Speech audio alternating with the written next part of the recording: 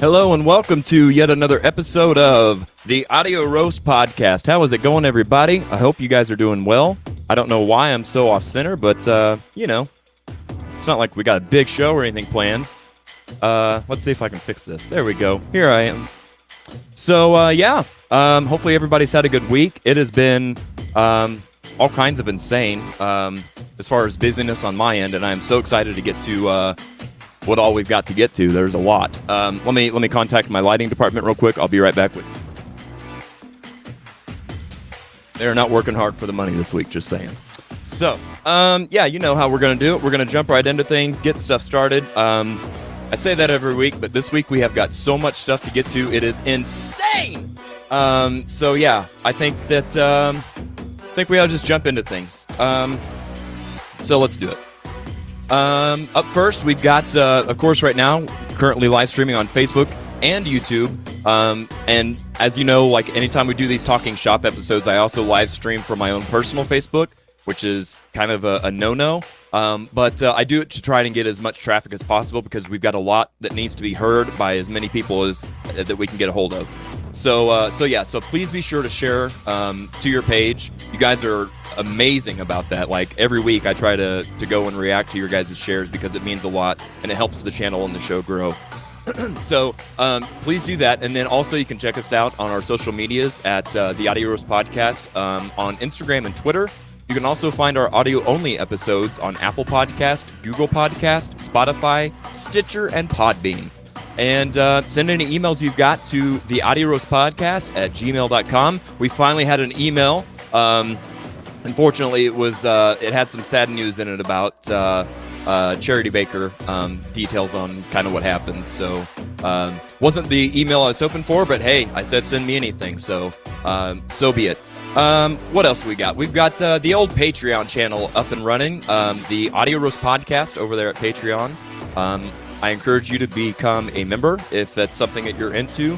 It helps us to try to do my part in keeping the show on the air, but keep in mind the ultimate goal of the show is to try to help everybody in the local music scene here in Springfield and the surrounding area. So anything that you can do to help helps us a lot, and it is very appreciated. So, and if a monthly membership isn't really your shtick, you can check it out, Cash App, $ the Audio Roast Podcast, or paypal.me/the Audio Roast Podcast. Every little bit helps, so I appreciate that. We'll get ready to go into Today in Music History. Let's see here. First, I want to jump over the comments before I get carried away with myself. What's up, Brian? How's it going, man? Good to see you here on the show. Brenda's here with us. Dave Kleins, how's it going, man? Rock on with you. Nice shirt. America. That's right, Tyler. You might need to borrow it for a future gig. Who knows? Dave Gates, how's it going, man? He says, let's get it! All right, Today in Music History. Here you go, Josh. This is for you. I got notes and notes and notes. Today being September 27th, this day in music history. In 1912, this is the oldest piece of business that we've ever had in Today in Music History. 1912, W.C. Handy publishes Memphis Blues, which is considered to be the first blues song of modern music. So, that's a milestone, to say the least. And then in 1954, The Tonight Show first premieres on NBC and was hosted by Steve Allen. Now, some of you are probably saying, okay, well, Jared, that's kind of a stretch, right? Like, how's that music history? The format stayed the same all the way up till today as far as having musical guests and stuff on. So he had, like, Sammy Davis Jr. He had so many artists of that era. But, 1954 is where late-night talk shows started. So then fast forward all the way from 1954 to 2013, Lorde releases her debut album, Pure Heroine. And, of course, that was the one that had Royals on it. So, great album. Moving on to birthdays. 1943, Randy Bachman, a Canadian guitarist and songwriter, was born in Winnipeg, Manitoba. Of course, he was famous for Taking Care of Business and the Guess Who's American Woman. I see that my graphics department is slipping. So, I'm going to do this real quick. And get that out of the way so you can see what's up. hopefully. Um, Gotta love it. Like it's always something, right?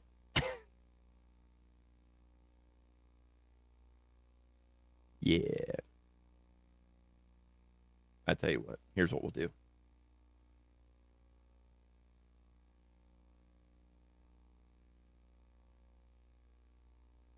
I don't need no thinking graphics. They're overrated. Hey, where'd I go? There I am. Okay, so yeah, Randy Bachman from Bachman over Turner Overdrive, and as well as the Guess Who. So he wrote American Woman, Taking Care of Business, major hits. In 1947, celebrating a birthday today, Marvin Lee Addy. If you know who that is, you'll know that it's Meatloaf, celebrating a birthday today from Dallas, Texas. 1978, Brad Arnold, lead singer of Three Doors Down, was born in Mississippi this day in 1978. Everybody knows and loves Lil Wayne. He celebrates a birthday today, born in 1982, from New Orleans, Louisiana. He gave us such sweet, sweet tunes as Lick It Like a Lollipop. Yeah. 1984, Avril Lavigne, Canadian singer and songwriter from Belleville, Ontario. Skater Boy and Complicated were big hits of hers, celebrating a birthday today. Deaths, Jimmy McCullough died in 1979. He was the lead guitar and bass player in Wings, the Paul McCartney project. So, yeah. 1986, by the way, Jimmy passed away from heart failure due to morphine and alcohol poisoning. And apparently, all of his friends and family said that he was never known for doing drugs or anything crazy. So that was out of left field. 1986, everybody's been talking about it on Facebook today. The world lost Cliff Burton, original bass player for Metallica, passed away due to a bus accident that he had at the age of 24. That was a crazy accident too, and we might even do an episode about Metallica someday and include a lot of the stuff that happened and the events surrounding that. And then in 2018, Marty Balin, singer for Jefferson Airplane / Jefferson Starship, passed away at the age of 76. Of course, you know their hits White Rabbit and Somebody to Love. Yeah, and that is today in music history. Let's see if I can fast forward through some of these. Well, I'm just going to do it this way, the old-fashioned way. 7 songs in 7 days. All right. Don't need that one anymore. So you guys have really been doing a lot of great suggestions here lately, and I will admit that this week, whenever I was listening to, this week, when I was listening to your 7 songs that you gave me to rank, this has been the most all over the map set of 7 songs that you guys have given me in like the 3 or 4 weeks that we've been doing this. So, wow. You guys are an eclectic bunch, and I love it. So I'm going to go and start at number 7. At number 7, we've got given to us by Elkie Caswell Bradford was Working Real Hard by Hamilton Loomis. I'd never heard this song, and you know me, I'm going to be totally honest and blunt. I can see why it makes you want to move. It's got like a steady drum beat to it. You know, that snare is very forward in the mix. But those lyrics are atrocious. I mean, when you start out a song talking about you just got new guitar strings on your guitar, and the next line is something about like a new box of cigars, I'm like, no, I'm out. Sorry. If you dig it, good on you. At number 6, we've got from Josh Poole, The Burning Down by King's X. He did not just put King's X all that low on the list. I sure did. It reminds me a lot, this particular song anyway, of Blue on Black by Kenny Wayne Shepherd. Now here's the actual reason why this ranked so low. This song is 5 minutes and 35 seconds long. It's only got 1 minute and 55 seconds of lyrics. The remaining part of the song is just like the most boring, like strummed chord music section. I nearly fell asleep. It was a bad deal. So thankfully I snapped out of it and was able to figure out what's in number 5. Given to us by Amy Oberbeck, our guest from last week. Northern Sky by Nick Drake. This one also, to be honest, was a bit slow. It was really chill. And it kind of reminded me of John Mayer, like that kind of vibe. And I could see like that being like a great song to add to a playlist if you're just wanting to chill with a glass of wine and take a bubble bath or whatever you do to relax. Like that's your tune. Put that in your playlist. It's a good song. Number 4, we've got from Al Hutch's "The Joker," a version of "The Joker" by Black Train. I'm gonna be honest. I'm not a big fan of the original. I'm just tired of hearing it. And I appreciate that this was more upbeat. So that helped. But at the end of the day, it's still "The Joker." So, so be it. Number 3, Brian Betancourt suggested "This Town" by the Go-Go's. Never even heard of this song. The Go-Go's, of course, are amazing.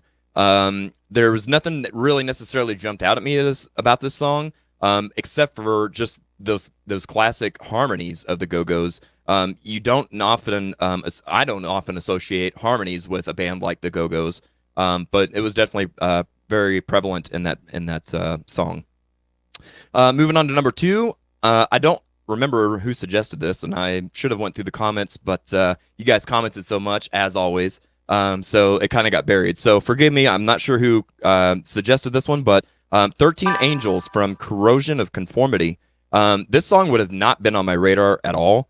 I did think it was a solid song, though. I, to be honest, would rather listen to this than most of what's on the current top 40. So I'm not sure. When it comes to these 7 songs, I try to draw a line and not do a lot of research, and just be as naive about some of these as possible if they're songs that I've never heard.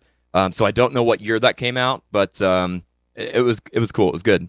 Okay, and finally, in our number 1 position, also a guest from last week, Mr. Bobby Hoskins, suggested "Paralyzed" by Love and Death.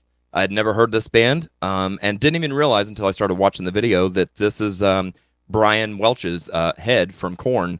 This is his solo project. And, I've got to be honest, like, it was very true to form without even having to do any research. Even if I hadn't seen the video and just heard the song, I would have recognized this has got to be somebody that was in the band Korn. It's very of the same ilk. So good on him for staying true to form. And, everybody tosses around that word sellout. Well, you can't tell me that he is a sellout because it's very in the exact same vein as Korn. So if you're a big Korn fan and you haven't listened to the band Love and Death, check it out. It's good stuff. So, that being said, we are going to, Suicide Awareness, or Suicide Prevention Month, excuse me, is this month. If you're having a hard time, if you need somebody to talk to, if you feel like there's nobody out there that wants to listen, please do call. The suicide hotline number is there on the screen, 1-800-273-8255. That's 1-800-273-TALK. And if you don't feel like talking to a stranger, I've said it every episode this month. If you feel like you've got nobody that wants to listen, if you don't feel comfortable reaching out to a stranger, please reach out to me. Everything will be in total confidence. It's sometimes you just need to be heard, and I'm here to listen. So let's jump over to the comment section. But while I'm jumping over there, be sure and give me 7 suggestions for this week. Let me see if I can throw up there we go. Use the hashtag 7 to submit a song for the 7 songs in 7 days. That way it doesn't get buried in the comments and I can actually go back and find it. So yeah, let's see here. What's happening on your guys' end? Dave Gates says, watching with YouTube on my TV, so I'll try to chime in here when I can. Absolutely.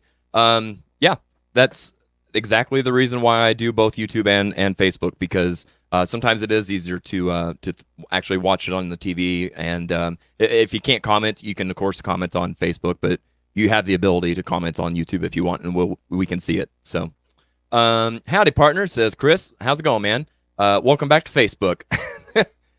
Nice 7 songs in 7 days lead in. Yeah, right. Scott Henry here with us. You mentioned current top 40. Is there such a thing? According to the kids, yes. According to us old farts, no. I should say we don't know how they became top 40 of anything. So yeah. All right. So I'm looking for 7 songs with the hashtag 7. Send them on through.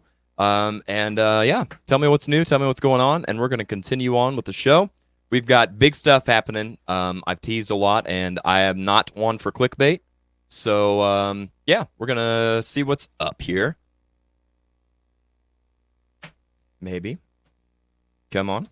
There we go. Last week, of course, we welcomed Amy Oberbeck and Bobby Hoskins onto our Grunge from the year 1984 episode. What a fun episode that was, too, man.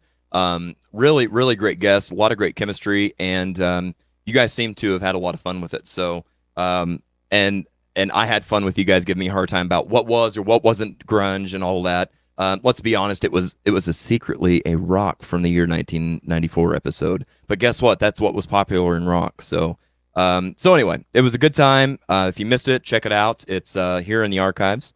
Next week, what have we got? We've got our first ever take on disco and funk from the year 1977 is what we're hitting. We've got Timothy Broadbent and Jason West are going to be in the studio as guests. And yeah, I'm looking forward to that. I think we're going to have a disco ball. We're going to do it up big, kind of like we always do. The week after that, and the reason I'm putting this out there is because this show is what was supposed to be happening today. Local Live Photography Appreciation episode will be October 11th. But because of obviously you guys saw the flyer and whatnot, not only do I have a major announcement, but I really wanted to have a chance to talk about all this Facebook, what's happening. Everybody's worried and talking about, are we going to be able to have music on Facebook? What's happening with your show, Jared? All these things. And we're going to address all of that. You're going to have all the answers, and hopefully as honest and truthful as can be. It's the internet. So there's that.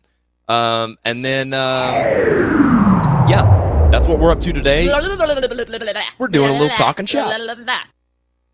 We're doing a little Talkin Shop. So we are going to do some, we'll get into the big announcement. How about that when we come back? I'm going to take a quick break, and yeah, let's do it.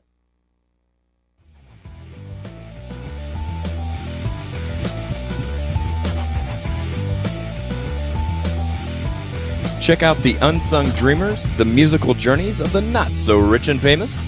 Hosts Dan and Tara Fritz have a live chat that they have currently rebranded the Unsung Screamers! They go live on Facebook every Thursday at 7 o'clock, and they talk about all kinds of craziness. Most of it is total BS and good times, and that's what makes it fun. So, yeah. Check it out. It's something completely different, but in the same vein of supporting live local artists and the music scene. So check it out. Dan and Tara Fritz, the Unsung Dreamers and the Unsung Screamers of the musical journeys of the not-so-rich and famous.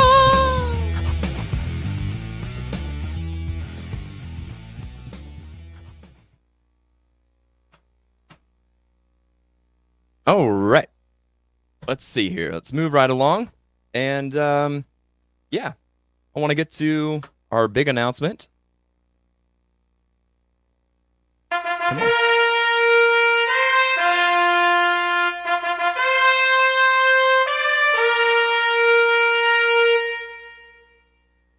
Oh, yeah, it's that time. So, you guys have been pestering me, lovingly, of course, about what could it possibly be? What is going to be this big announcement? You've hyped it up so much. I keep hitting the wrong button. You'd think I'd know by now. You've hyped it up so much. You don't lead us astray. We're all dying to know. So yeah, I'm just here to tell you. Let's see here. I'm going to go ahead and tell you.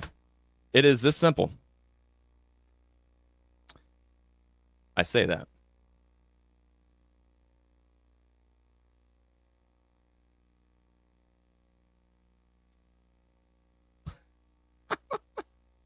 It doesn't want to be announced.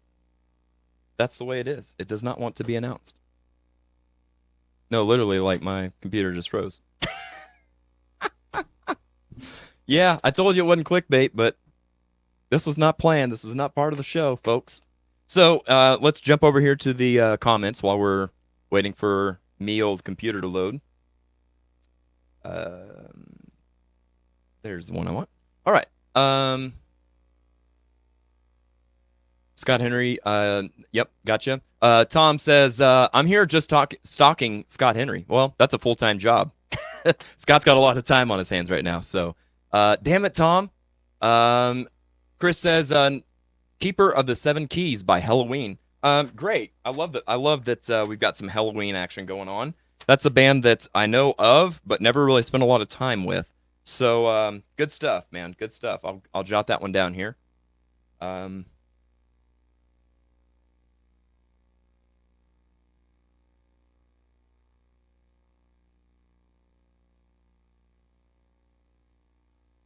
all right. Daryl Isaacs, how's it going, Dad?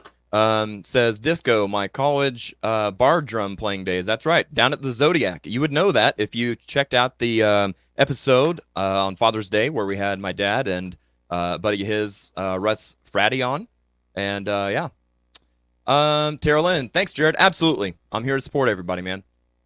Dave Kleins, man, I can't wait to hear you on 104.7 with Mike and Jay. Man. Hello, this is Jared Isaacs, host of the Audio Roast Podcast here on 104.7 The Cave. That is not the announcement. That is not true. That's fake news. But that would be cool, man. That would be cool. Professional showbiz. Scott, you know a thing or two about that, huh? Cue the Johnny Cash song. I agree. Which one? What? Hammer? Big Hammer? Not sure. You're getting a new computer. God, I wish. That's what I wish the announcement was. That's what needs to happen. You guys know that I fight with technology like crazy, but we're going to make it happen. We're going to make it happen. Scrolling. All right. So, let's try this again. Big announcement. Here we go. Seems to be working. Cool. Whoa. I don't know what's going on. What is this? This is not what I had planned. What did I hit? What happened? I'm not sure what's even happening right now.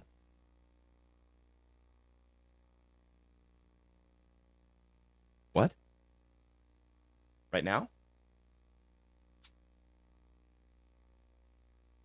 Oh, okay. I guess we'll go with it. This is not the major announcement that I had planned. This is a major announcement. This is not the one I had planned.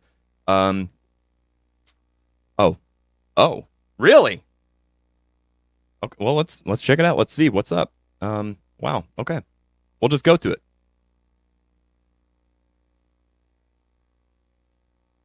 First what? First ever? Come on, you're killing me. This anticipation. First ever sponsor? What? Oh my gosh. Okay. Let's I don't even know what to say. I'm kind of flabbergasted. I've never had a sponsor. This is really pretty cool. Let's check out who it is. Let's find out, shall we?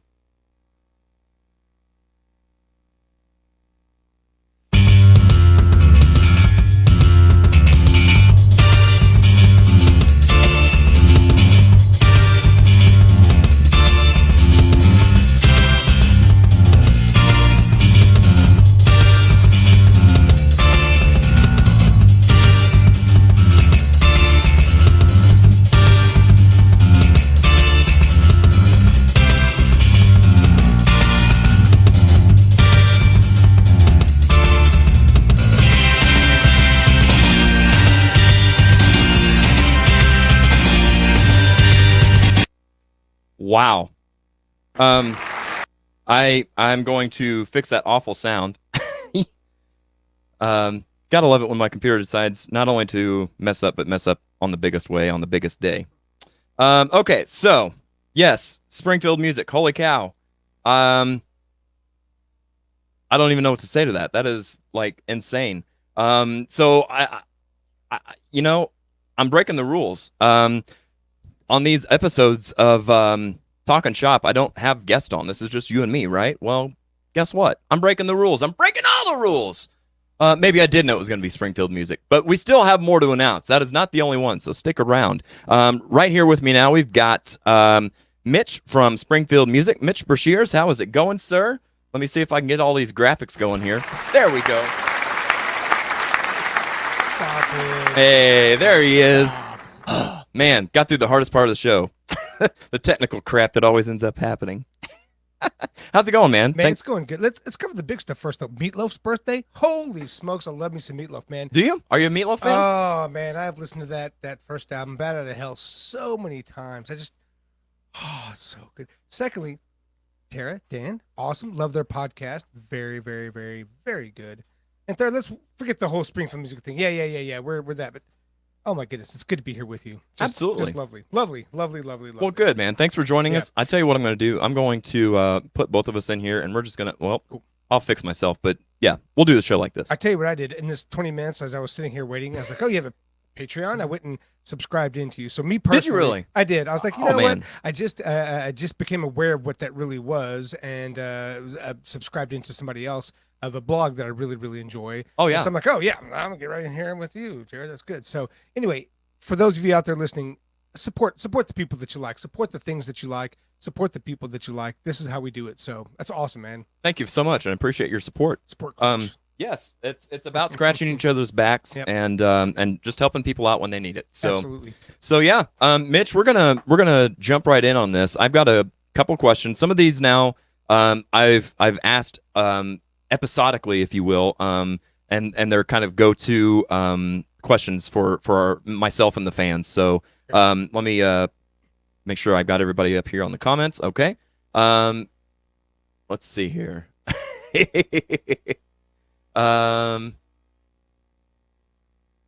See, I can't read the comments without my glasses. Now I gotta gotcha.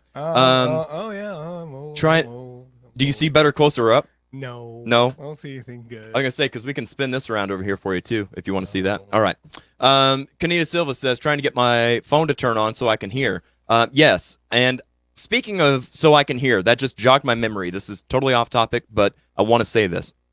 Kanita, I don't remember if it was you or somebody else, but recently somebody had asked if I am putting closed captioning on this show right now. I am not. So that is, if it's something that you don't like, it's actually in your settings on Facebook itself. And a lot of times it'll auto-generate stuff if you don't have your audio on.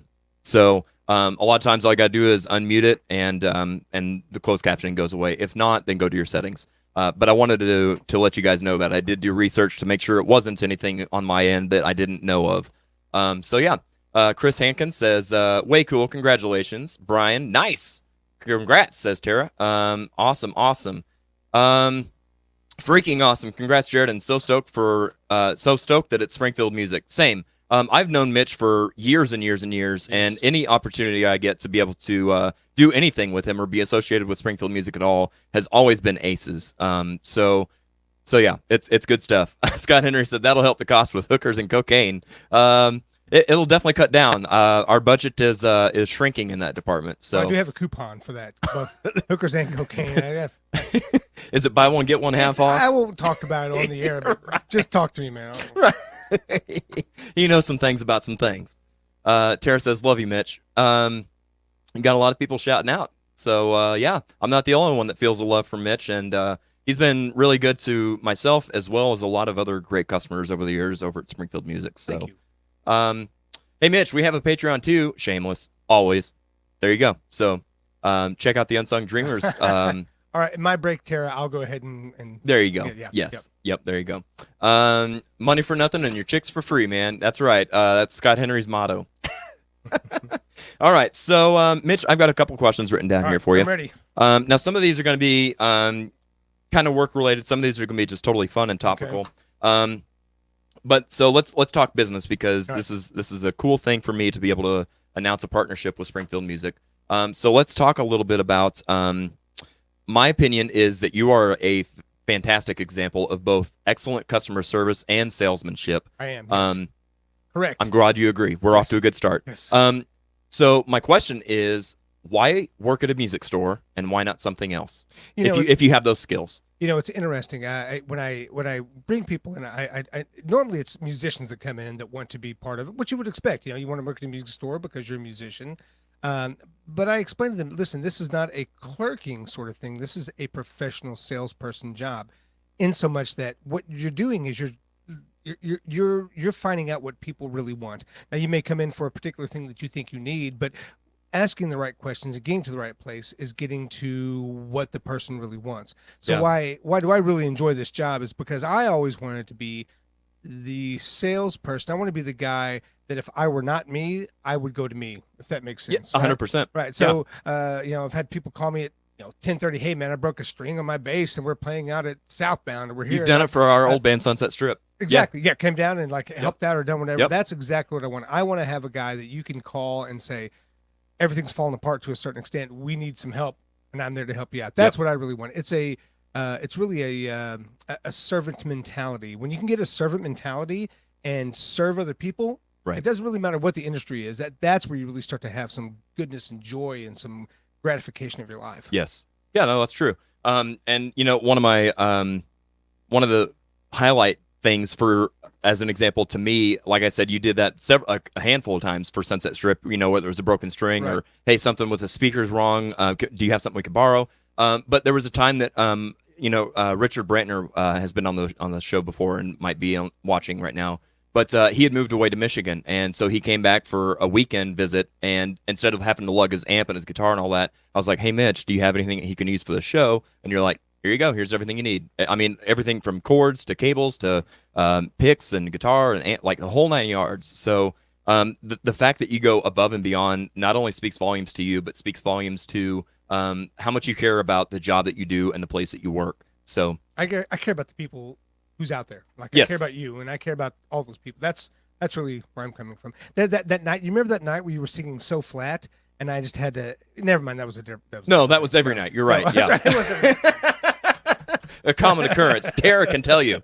Tara can tell you. All right, so you've recently gotten a new position. Yes. There at the store. So tell us about your journey and your growth with the company. Like, when did you start? What did you start as, and where are you at now? All right, I'm going to give you the quick rundown because it's a lot of years. Starting college in the late 90s, worked for a couple of years, graduated, and was typical graduated 22-year-old male. Like, screw this, man. I'm not cutting down boxes and working the front counter. I got a degree. Anyway, so then I left, and then I came back and did sales. And then I left again, went overseas for a couple of years, and then came back in 2005. And so I've been there since 2005 and just doing sales, and then moved into like the sales manager, then moved into the store manager. And as of about 6 or 8 weeks, maybe, I've been doing overall sales and marketing for all of our stores. We have a store here. We have Ernie Williamson Music in Joplin. We have Ernie Williamson Music in Kansas City, in Shawnee specifically. So it's actually in Kansas. Right. And then Fazio's Music in St. Louis. So wow, yeah. Very cool. So working with the same company, but branching out amongst all locations. Yep. That's really cool, man. I'm honestly glad to get that for everybody that you are in contact with, rather. To get the Mitch experience, that we're not so selfish that we need it just right here in Springfield, but the fact that you're able to kind of scatter that around to all locations. I'm blocking all your numbers, just so you know. All your numbers are blocked. Yeah, 100%. Legit, like he didn't even have my number. We had to carry a pigeon. It was the craziest thing. Crazy. Oh, cute man. Pigeons, though. Very cute. Yeah. Speaking of crazy, tell me if I'm right or wrong on this. Wrong. Okay, next. So something that struck me from literally the first time I stepped foot in Springfield, well, I guess technically the second time I stepped foot in Springfield music, and this is like early 2000s, way early 2000s. Your ability to memorize people's names and faces. Where does this come from? How? Really? All right. So, like, I was massively impressed. All right. So seriously bad with names, and I always felt like I was just couldn't remember names. And so I lived overseas for a couple of years. And I lived in a Muslim country, and so there were Mohammeds and Miriams, and like a lot of people had similar names. And so I thought, you know what, if everybody can remember everybody's name, this is stupid for me not to be able to remember. So when I came back over from overseas in 2005, I said, here's what I'm going to do. And for those of you that can't remember names, here's the trick. What's happening is I'm writing it down. You are not listening to the name when it is told. So when you introduce somebody like, oh yeah, John, blah blah blah, and then it just goes by you. Yep. So the key for me was to say, this person's name is John. All right, that's John. And as I'm talking to them, in my back of my mind, I say, that's John.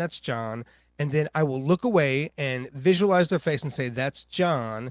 And then I will address them again. So it's definitely a few stages. Yeah, that's several steps. But it's very specific of like, that's it. That's a person. Mm-hmm. That's a person. That's a person. Look away, visualize. That's a person. That's a person. That's a person.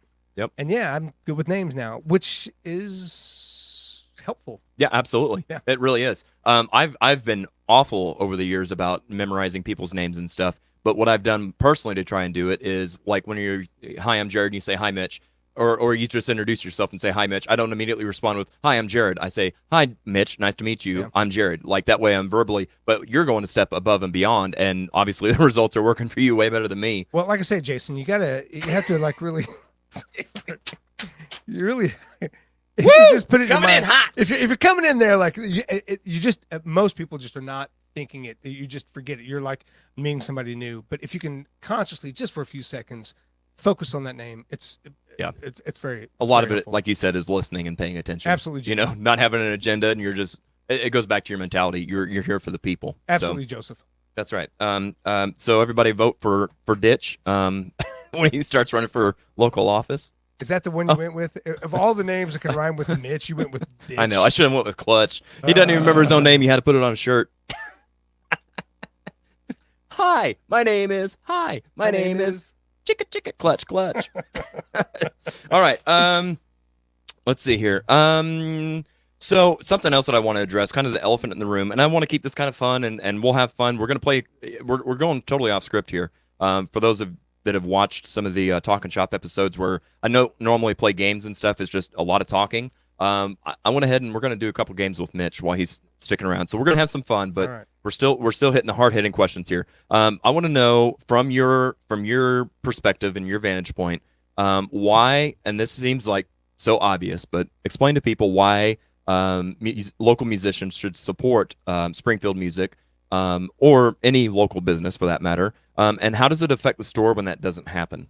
Well, here's the thing. I think of any of you out there that are playing music, and even if you don't play music, you can understand that having something in your hands is a huge thing. So if you play an instrument, if you're a beginner, there's a wide swath of things. Yeah, maybe you can order online, but then you're not supporting your local business, and that's a good thing. Taxes go into local business. I mean, that's a very clear thing. But once you even start to get to a level of even moderate competency, you just want to have things in your hand. One piece of wood is not the same as another piece of wood, So if a neck feels one way, even if it's the same instrument of the same line, that neck's going to be cut a different way. That wood is going to be cut differently. So having local things, having things Yes. in your hands Tangible. make a big, it's very tangible, and you can feel it and you can see it and you can hear it, and things sound differently. And so Right. what's right for me is not what's right for you. So having that one-on-one experience with whatever instrument you're looking for is a big thing. Yeah. And I mean,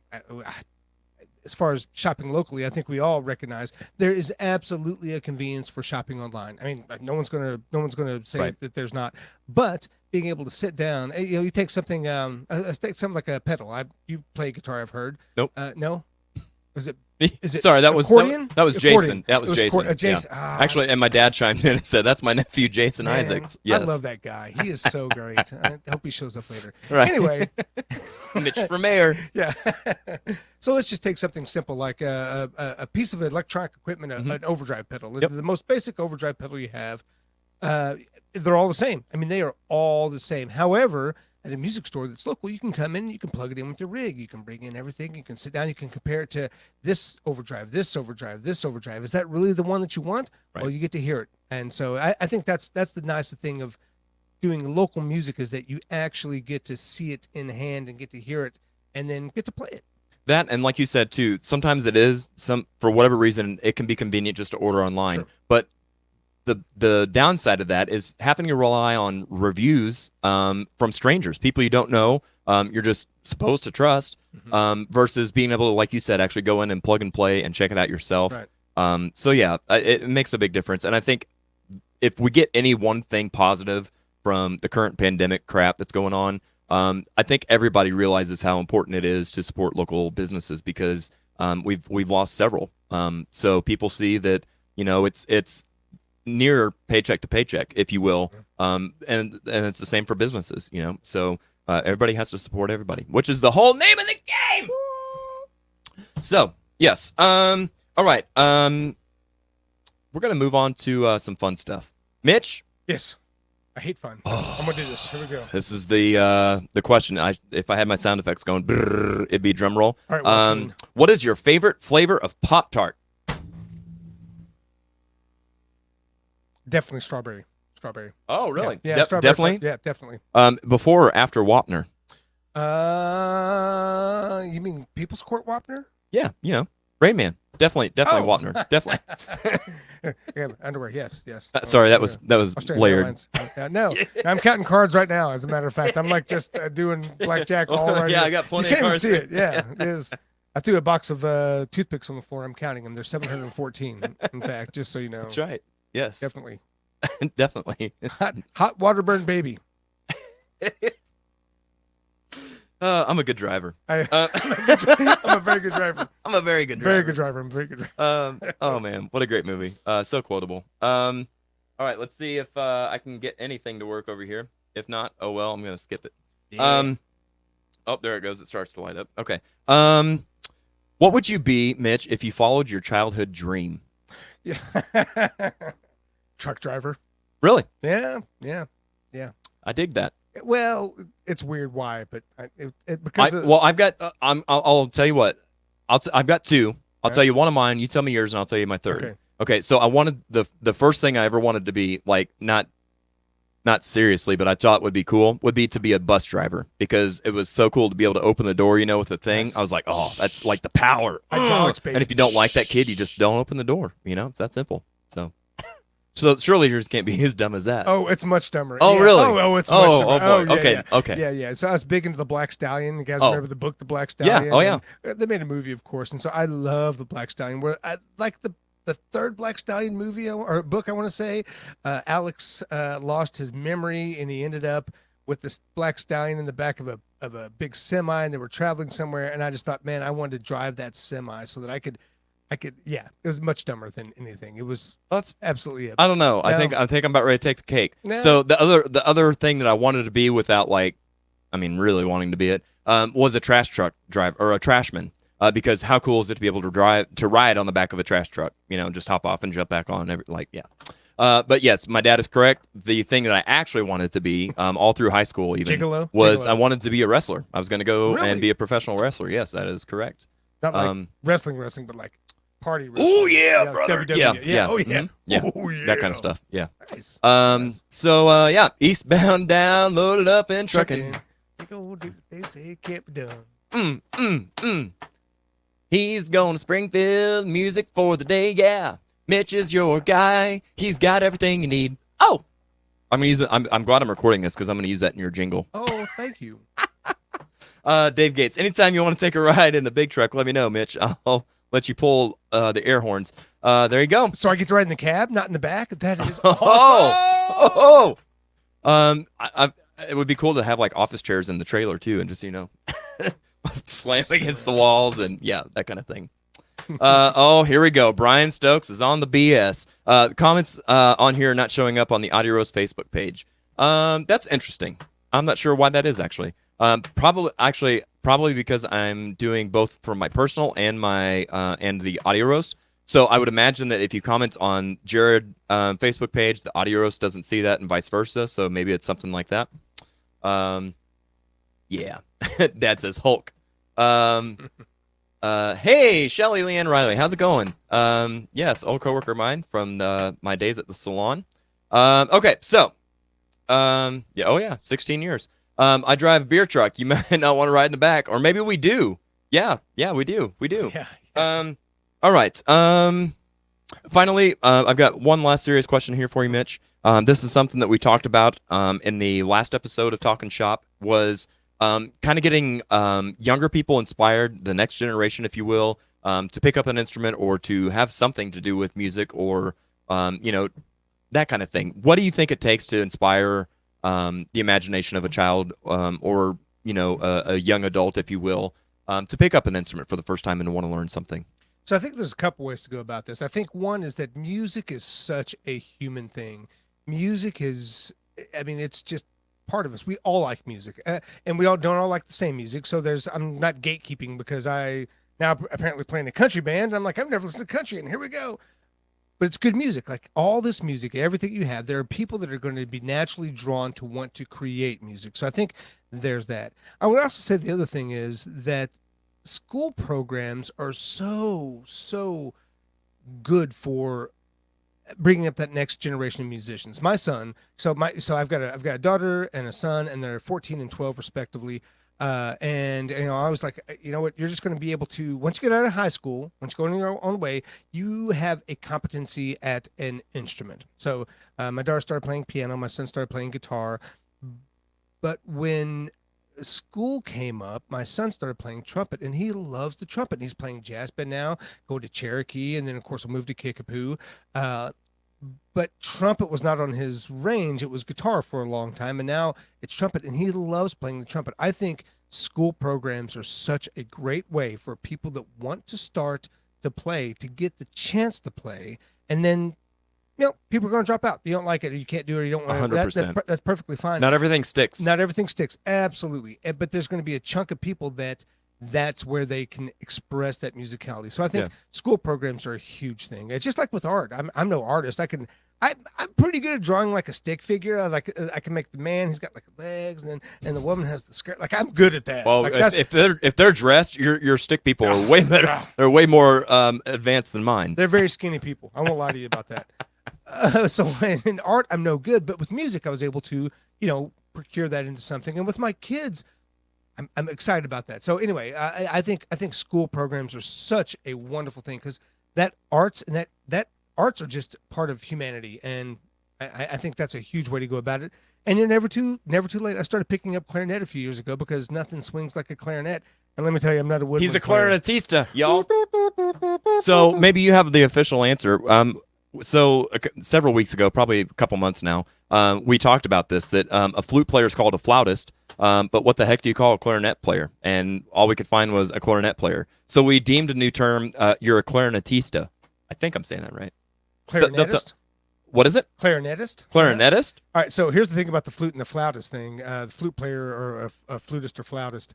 I talked to Amadeus, I guess. They're like on the East Coast. They're a big, like one of the big companies. And I guess, was it Haynes? Anyway, it was one of the big flute companies on the East Coast. And their founder said the difference between a flute player, like a flautist, and flutist is just how pretentious you want to be. So I guess either are okay. Yes. Tomato, tomato. 100%. You know the difference between a banjo player and an Uzi? An Uzi only repeats 150 times. See, all the best jokes are about banjo players. No, that's great. I was scared that your source for the joke might have been Scott Henry. My heart stopped. I was like, oh, God. Wait, what do you call a banjo player's girlfriend? A relative minor? See, all the best jokes. Right. See, they're all about banjo players. So for all you banjo players out there, I apologize. Oh, my God. I've got so many. There's a whole pocket of banjo jokes. I won't go into it now. It's so good. It's so good. That's so good. It's terrible. Oh, man. Okay, so yes, your answer was like school programs and stuff like that. Yes. Real quickly, and I know you and I kind of talked previously this week. We don't want to get too into the nitty-gritty on this, but I don't have a kid in school, so I don't know this information, and maybe there's people that watch that also don't know, but would like, to see kids, pick up something and show an interest. With all that's going on right now, are you guys still offering like rentals and all that? Like, are they still having music in schools during all this? And it's crazy. We have, like I said, we have a store here in Joplin, in Kansas City, and St. Louis, and everybody has different rules. Everything is it's chaos. I mean, the pandemic is chaos. But yes, we're still doing rentals in all the stores. Some schools do.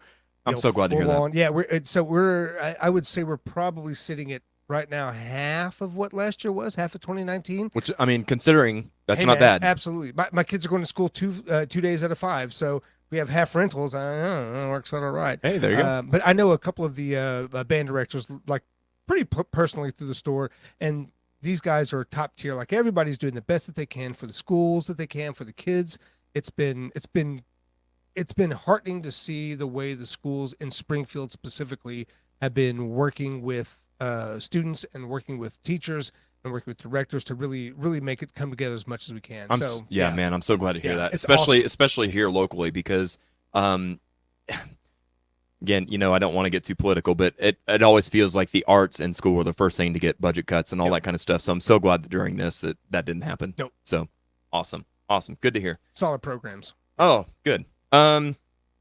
I tell you what, let's play a game. Yes. One of the questions I asked you was about your memory of names and whatnot. So I'm going to test that. You're gonna shame me, aren't you? All right. So we're gonna play a little game here. right. Let's see if I can pull this up. That was my name. That is I got you. that one. That is you. Yes, I'm 1 for 1. Oh, here we go.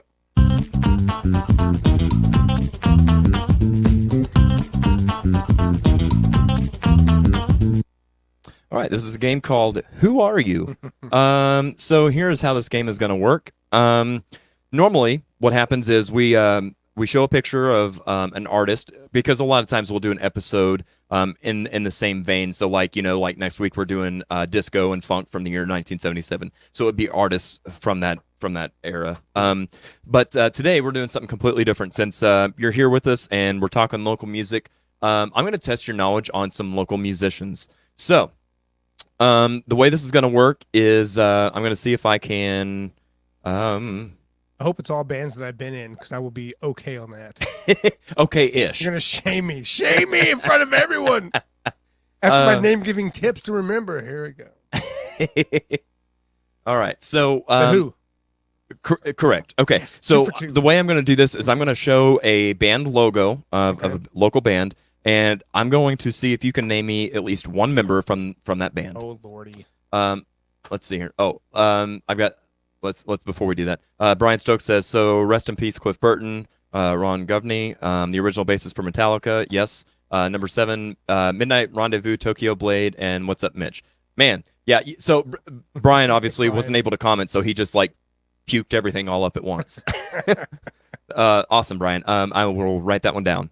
My dad says, lead player in my old band asked me, what do you call those people who are always following the band everywhere? I said, groupies. He said, no, they're called drummers. Dude, we can do music jokes all day. Oh, I man. got tons of them. Yes. Tons of them. I mean, nothing's better than dad jokes when it actually legit comes from your dad. All right. So let's see our first band and see if you can name anybody in the band. You don't have to name everybody. I mean, we're mainly just looking for a name. Oh, lordy. So let's see. No pressure. Red Light Runner. That is a band. It is a modern band, or is this from... So these are all local artists. These are all local. But this one is new. This one just started this year, I believe. See, here's what you're killing me is that I play it enough that I don't go out and see people. Red Light Runner, I would say, you know what? John. John is in that band. That is correct. Yes. Actually, that is incorrect. John is the name I'm going with. I think maybe you were incorrect. Oh, actually, my notes are upside down. No, they're not. Everybody Johan. knows. Johan. Yeah.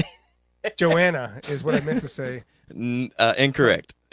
All right. No harm, no foul. As with every game that we play here, it's not a big deal if you get it right or wrong. But yes, Red Light Runner consists of Drew Biney, David Pick, Steven Sparks, Richie Allen, and Nick Archambault. So yeah, see, I know some of those people. I just don't know this band. It's all about putting you on the spot. Guys. No, it's That's fine. No, I'm just gonna live in shame. It's not you. It's me. It is me. You don't have to say that. It's me.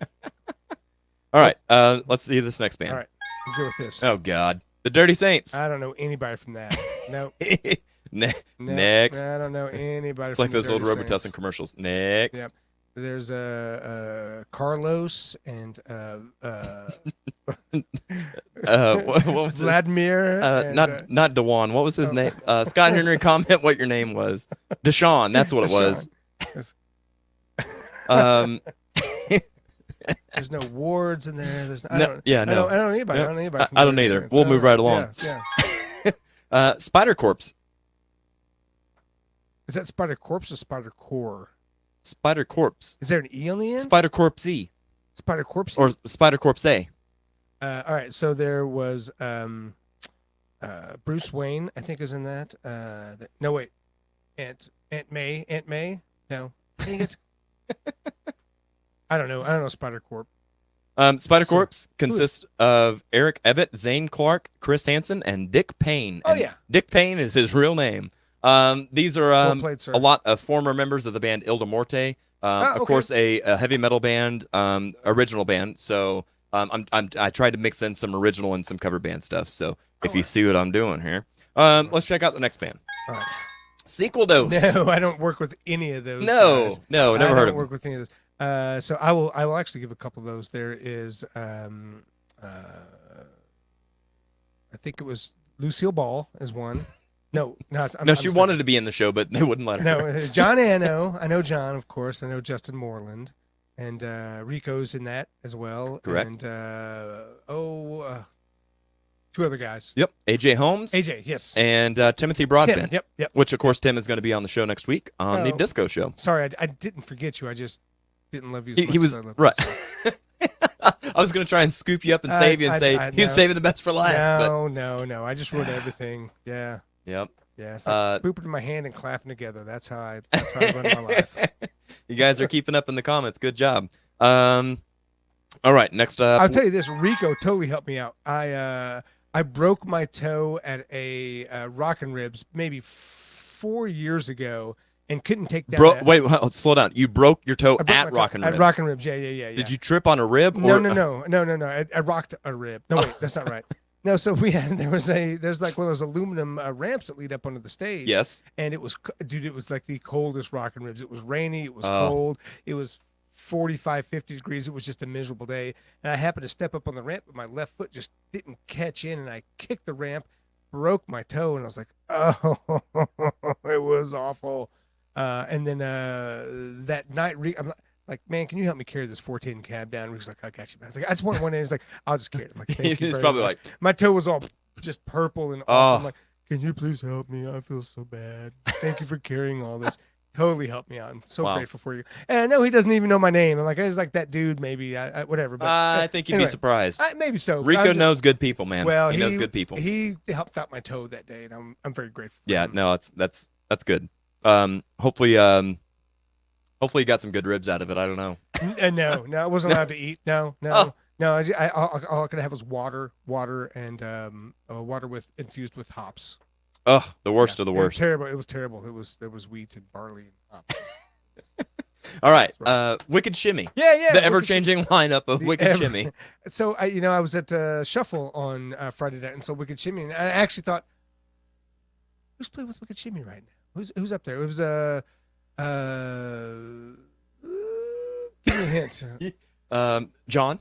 Yes, John is what I meant to go with. John. There's John. Yep. That's it. That's all I got. Yep. John Boos. Yes. Kyle Dials. Quinn Washam. And Quinn, of course. Yeah, of course. And then they've got two new lead singers. And I've not heard of either of these girls. Amanda Cunningham and Vanessa Garnsey, I believe is right. Did you say Amanda? Yes. I don't know her. Yeah, me neither. I think she's from Boston. Oh. See what I did there? Okay. Moving right along. Accepting the Fall. Another original band. I have no idea. I don't know these guys. Accepting the A's. Oh. Accepting the Faval. The Faval. Actually, that's really a nice bit of graphic logoing there. Right? It really is. Actually, quick side note, they played with my band, Death May Die. Oh, maybe that was another upcoming. No, it wasn't. And they had a really cool, I kind of hate to use the word gimmick, but I mean, honestly, that's literally the definition of the term. They had a cool gimmick for their show. Was they had like the old TV, like not the flat screen, but the old school TVs. Tubes. And they... Yes, yep. And they had like a printout of an overhead projector kind of thing with their logo on it. Oh, so they cool. plugged the TVs in. It's got the static behind it, and then you see Accepting the Fall like this over top of it. Very I was slick. like, dude, yes, awesome, Yeah. good stuff. So yeah. So who's in this band? Hell, I don't know. Okay. I'm kidding. Oh wait. Sorry, I'm letting my people down. It was a joke. All right. So real talk. We've got Dave Gates, of course, here with us in the comments. Ken Best, Kyle Maddox, Quentin Berry, and Daniel Glenn. So Okay. a bunch of lads. Let's see here. What about you ever heard of Mood Ring Circus? Yeah. Steven's in that, and oh gosh, there's who else in that band? My favorite part is look down at me. You can see my shitty computer in the plant. Looks very nice. It's Oh, very sure. nice. Yeah. Some good Very cinematography nice. there. Yeah. Oh, it's still Yeah, not there. that's, Okay, that's you know. Kubrick-esque is what that is. That's how good that is. This is hysterical. Yeah. Working with only the best. I know plenty of those guys out in Mood Ring. Yeah. Very Lay good. them out there. Steven's in there, and who else is Yep. in there? Steven, Justin Larkin, Justin, of course. Yep. Alexander Hines, Seth. I can't remember his last Seth is name. dead to me. I won't talk to him Okay, about fair. that. And they've got a keyboard player too. But Do they? yeah, Now? they recently, like within the last year or so, have added a keyboard player. I ran sound for them once, kind of. Oh really? Yeah. Where at? It was at the what's that? They had the festival up on kind of north downtown. That was the park. What was that called? Not apple cider. No. It was like the Luna Festival or something like that. Oh. What's that called? It's the park.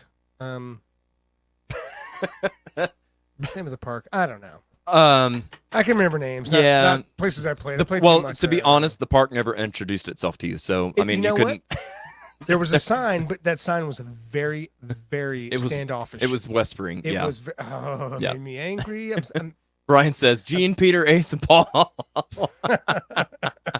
Yeah, Poison was a good band. It was a good band. All right. We got one more here. All right. These are a bunch of yuppies, so we'll see who this is. Oh, fair. Who all was in the band called Sunset Strip? You know what? They had a van, and I burned that van down. Sure did. I did, and I'd never ever want to go back there. Just down by the river. It was down by the river, and this is insulting to me. I'm gonna say Jason. Jason was one of the guys. Yep, correct. There was also a Jimmy. Sure. And a Jared. Oh, okay. I don't know. There was never a Jared. Never a Jared. Okay, there? maybe there was. Is it Josephine? Yeah, only on Tuesdays. Yes, indeed. So, of course, my old band before I transitioned Did you? from Sunset Strip to Sunset Productions. Myself right here, Brian Stokes was a drummer. We had Mike Cruz. We had about 33 different guitar players, and we had a great time. Yeah. You guys laid it down. Like coming out and hearing you guys laid it down. That was fun to see you play. I can't tell you how fun that was. And so, to tie in, and I've kind of mentioned this before, I think, on the show, but to tie into what we talked about at the end of me asking you questions about getting the next generation, kind of inspired to pick up an instrument and do something. That show actually inspired. I was doing hair also at the time, and so I had a friend and a client of mine whose stepson, she was able to finally bring her kid out because it was an all ages kind of thing versus us playing at a bar. And so he watched us there, and that inspired him to want to play keyboards because I sang and play keys. Awesome. And so I actually was able to, and I gave him keyboard lessons for a summer last year, which I am not qualified. And I told her I'm not qualified, and she's like, "Well, if you can get him to play some of the stuff that you played," I'm like, "Oh, well, I could do that," And so that and chords and the simple stuff, and then I was like, "Okay, my work here is done." And to tie into that a little bit, I'm sorry to interrupt you there. Blue Society of the Ozarks. I'm a board member of Blue Society of the Ozarks, and they have what they call the BITS program. That's Blues in the Schools. And there's a couple guys that go to different schools. And obviously, it's been rough this year with COVID, but they go in and Springfield Music donates, or I'm sorry, not donates, but sells very inexpensively about cost all these harmonicas. And these guys go into the schools and they teach kids how to play a basic 12-bar blues on the harmonica. And that's one of those things where does the music start? Where does it come from? Absolutely, it's school programs, but it's things like that. It's you being, here I'm playing. Oh, I'm inspired by you to play. Well, let me help you learn how to play. For sure. It's blues in the schools. It's these guys. It's all these people out there, these men, these women that go out and just push out music and say, music is such a part of us. Here's another outlet. Here's another outlet. Here's another outlet. And sometimes it sticks with you. Yes. Yeah. And sometimes it doesn't, and you end up a banjo player. Dude, I'm sorry. I went back again. Where was your laughter? We've got plenty of somewhere around here I have a laugh track, but we've got plenty of banjo players. Speaking of which, before I forget, and I don't want to pass this by, you played a show Friday night. Tell me about the band that you were playing with. What's in your sleeve? That's Psychobilly Cadillac. It's a straight up country band, and I've never really I mean straight up. Like Mitch was wearing a cowboy hat and the whole works. It was awesome. I told you guys, like, I get to cosplay. I wear a cowboy hat and I wear boots and pants and a shirt. It's excellent. It's excellent. A lot of 1, 4, and 5. So there you go. So how many bass players does it take to screw in a light bulb? Or how many country bass players? Oh, you done messed it up, son. I did. Okay. How many country bass players does it take to screw in a light bulb? 1. 5. No, 1. 5. 1. No, 4. 5. 4. 1. So anyway, it's a ton of music I've never really ever played before. So it's been a blast. We played at Shuffle, which is such a great venue. Jeremiah does such a nice job running sound. Yeah. Dan Strickland, the owner, is just a great guy. I mean, just a really nice club. Yep. Spacious, good sound, good everything on there. So it was a good time. We had a nice Very cool time. Yeah. I missed out because I was over at the Riff that night watching Innuendo. That's right. But and props up to Paul Tomlinson. I love. Oh man, he's a good dude. Man. He's such a good. He's such a great player, great musician, just a super nice guy all the way around. Yeah. Yep, for sure. All of them. And talking about inspiring the previous generation, their bass player, Dean, I think is his name, wasn't able to make the show, and so Gene Whedon, who is their drummer, had his son fill in on bass. No kidding. And he is a jazz musician, bass player, excuse me, in the military. I forgot which branch. But anyway, and the kid is good. Like all the stuff that Innuendo plays is good music, but it is not his forte. He's like in his 20s. I'm guessing, or early teens, late teens, excuse me, whichever. Late teens, early 20s. And he had to learn 32 songs for that show, and I never heard a bad note. I was like, God dang. Yeah. So impressive, man. Good on him. But I say that because I also hear that Deb Shelton stepped up and sang a few songs. How did that go? It went beautifully. We had a rehearsal the night before on Thursday at the store. So we have at Springfield Music, we have a little stage and a full PA system. And she came in and we ran through her songs 2 or 3 times, and she sounded great. She was nervous, and I'm like, you sound great, Deb. And she just did beautifully. Did beautifully. Yeah. Very, very nice. I'd love seeing Deb. I love all the Sertoma stuff that she does. She's such a integral in getting all these bands and getting all these musicians up to for sure. Raise she's definitely got Sertoma. Yeah, she's definitely got her finger on the local pulse as far as local music and stuff. Yeah, she's a good person to know. Absolutely. Okay, so I tell you what, we're gonna take a quick little break, and then up next on my notes, I've got some Facebook music guidelines. We're gonna go over all the Facebookness. We'll be back in just 2 seconds. Here we go.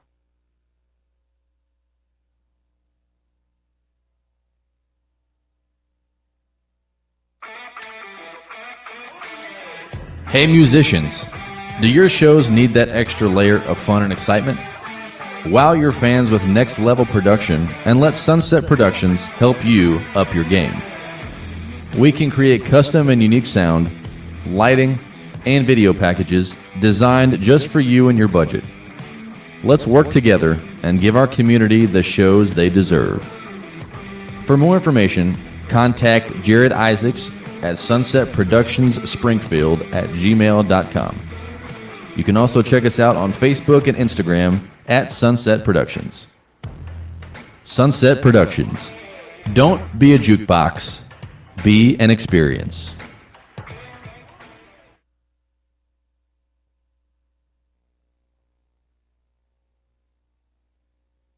There we go. Now I got some microphone going. Yeah. What in the world is even happening? What in the wide world of sports? You know me. I don't watch sports. I can care less. All right. So let's talk about some of this Facebook stuff. Right now, Mitch and I are getting coffee refills. We try to use that break to the best of our advantage, but that minute goes by pretty quick. All right, so I want to talk to you guys here in the comments. Let me know kind of what you guys have heard about this Facebook stuff. Let me know if you've heard anything at all, or let me know if you don't even know what we're talking about if you've not heard anything. Because I could tell you that it probably affects everybody that's here watching the show to a certain degree. So yeah, we'll talk about how it's going to affect you guys, as well as how it's going to affect just the local music scene, and how it's going to affect this show. So yeah, jumping up to the comments here. Yes, what about the Gypsies, Kanita? Yeah, I mean, obviously I can't go through every single band. I don't want to make a show about going through every band. But the Gypsies are awesome. I love working with you guys. So, all right, let's see here. Hey, Jody, how's it going? Just jumped on. What is this? Name that band? Pretty much. Yep. Brian Stokes said, loved the in-store that we did. Yeah, and you know what's funny is I don't know that I've ever had a conversation with the guys in the band after the show about how they felt about the show. Because, I mean, to be honest, it was something completely different from anything that we have done. We were so used to playing in bars and venues and that kind of stuff that It was really weird because it was like 1 o'clock in the afternoon, and nobody's, had a shot or a can of beer or nothing. So it was like weird from that perspective, but it was like really cool once we got into the first like verse of the first song. Yeah. So yeah, I'm glad to hear that Brian enjoyed that. Let's see here. 12 bar blues is the gateway drug, says Steve Stewart. Yeah. Can concur. Facebook is big brother. Yep, pretty much. Benjamin Whedon, National Guard. Thank you, Brian. Yes, that is correct. That is where Ben was playing, was the National Guard, playing bass. No live music feeds and no covers is what Deb Klein has heard. Okay, so I tell you what, we're going to get into this. What I have done. Oh, what have I done? Sounds terrible. Sounds terrible. It does. Okay, so we're going to talk about, and I want to show my sources. I know that's like kind of a not popular thing to do on the internet, but I'm going to try my best and show my sources. And my source comes directly from, at the very bottom of the Facebook page and all the fine print and that nobody cares about. I went down there and checked out the actual guidelines. There is a screenshot of everything. So what I did is I went ahead and copy and pasted because I have old eyes and apparently Mitch does too. So we're going to go each one of these line by line, and we're going to talk about, and I want to take this kind of not really slow, but step by step so that everybody really understands, because this is like, all the technical jargon and stuff that it's not everyday lingo. Especially it's weird to hear the product, when Facebook refers to itself as the product or Facebook products. So music guidelines, and this, of course, comes into effect on October 1st. So that's why I had to rearrange shows and stuff, and we're doing Talkin Shop today. It says music guidelines. These supplemental terms apply if you post or share any videos or other content containing music on Facebook products. Okay. So basically, where are my notes? Yeah. That one's kind of self-explanatory. Anything that you post or other content containing music, it's what it's talking. Basically, this is what we're talking about. There's what I was looking for. You are responsible for the content you post. So you can't say, oh, I accidentally hit the share button, or, this is their technical jargon, if you will, the corporate speak, so that they make sure they have all their I's dotted and their T's crossed. The next thing it says is, people use our products to share content with their family and friends. Keep in mind, you remain solely responsible for the content that you post, including any music that features in that content. And I'll pause right there. I know some of you guys have talked about, you guys have had experiences. Man, what is this thing doing in my head? You guys have had experiences going live or whatever, and it'll mute your video, or it'll do some weird thing, and it's because you're like at the mall walking and you're on live, and on the overhead speakers is WAP or something, and all of a sudden you get muted, or you get your feed shut down. That's actually exactly what happened on the first episode of this show. So yeah. What mall do you go to that WAP is playing? Because I would like to go there. Same, 100%, 100%. And then let's see here. Jumping back over there, it says nothing in these terms constitutes any authorization by us with respect to any use of music on any of our products. So basically they're saying they take no responsibility for it. And we'll talk about kind of the gist of all this, so we don't have to be stuck in all this technical jargon. It says use of music for commercial or non-personal purposes in particular is prohibited unless you have obtained appropriate licenses.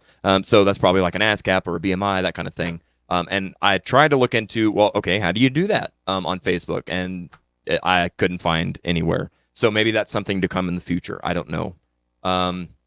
That's something, by the way, for all you cover bands and stuff. That's something that any bar that you play in that has cover music and stuff, those bars are covered by BMI and no, man, nobody pays that stuff. Really? Yeah. Interesting, because I've worked with bars that do. I think a lot of them don't don't. And that's true. They may say they do, but they don't. Yeah, I played down in Texas where they had signs up that said, "Hey, we do not endorse you playing any covers. That you have to be pay your ASCAP and BMI things." I've talked to guys that were reps for BMI and in Tennessee, and like going into Nashville bars and Memphis and Nashville, and like trying to say, "Hey, have you paid for these?" and getting like violently harassed. If you're in a cover band and you're out there playing, your bar that you're playing at is not paying for it. Not in this area. Now there may be some areas where there are, maybe in New York. I don't know. I know in this area there's nobody paying BMI or ASCAP.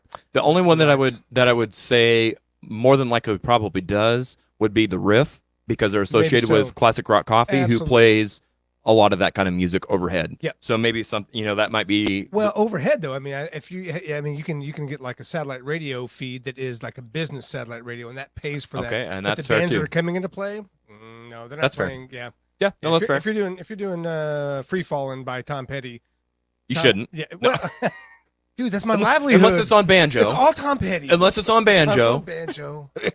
No one's Or there unless then. Clutch covers it. But you're right. I mean, that's the thing that artists aren't getting paid for you doing covers, which is, in my opinion, okay. But I mean, yeah. In my opinion, it is too. if you're making money off of it, though, like if you're putting out an album and you have something in print, if you have something that's a residual thing, right? Absolutely, I can see that. But doing it on Facebook, right? If I was Picasso, I wouldn't get mad at you for trying to paint my painting and sell it for $5 to somebody. Like, if they can't get to me and get to my original, if it's not available to them or whatever, and it's just getting my name and my work out there, what's the harm? That's interesting. Tying it to art. Did I go down a rabbit hole? No, but I mean, you take like art and you take music and you take cuisine. I was just about to say that. Right?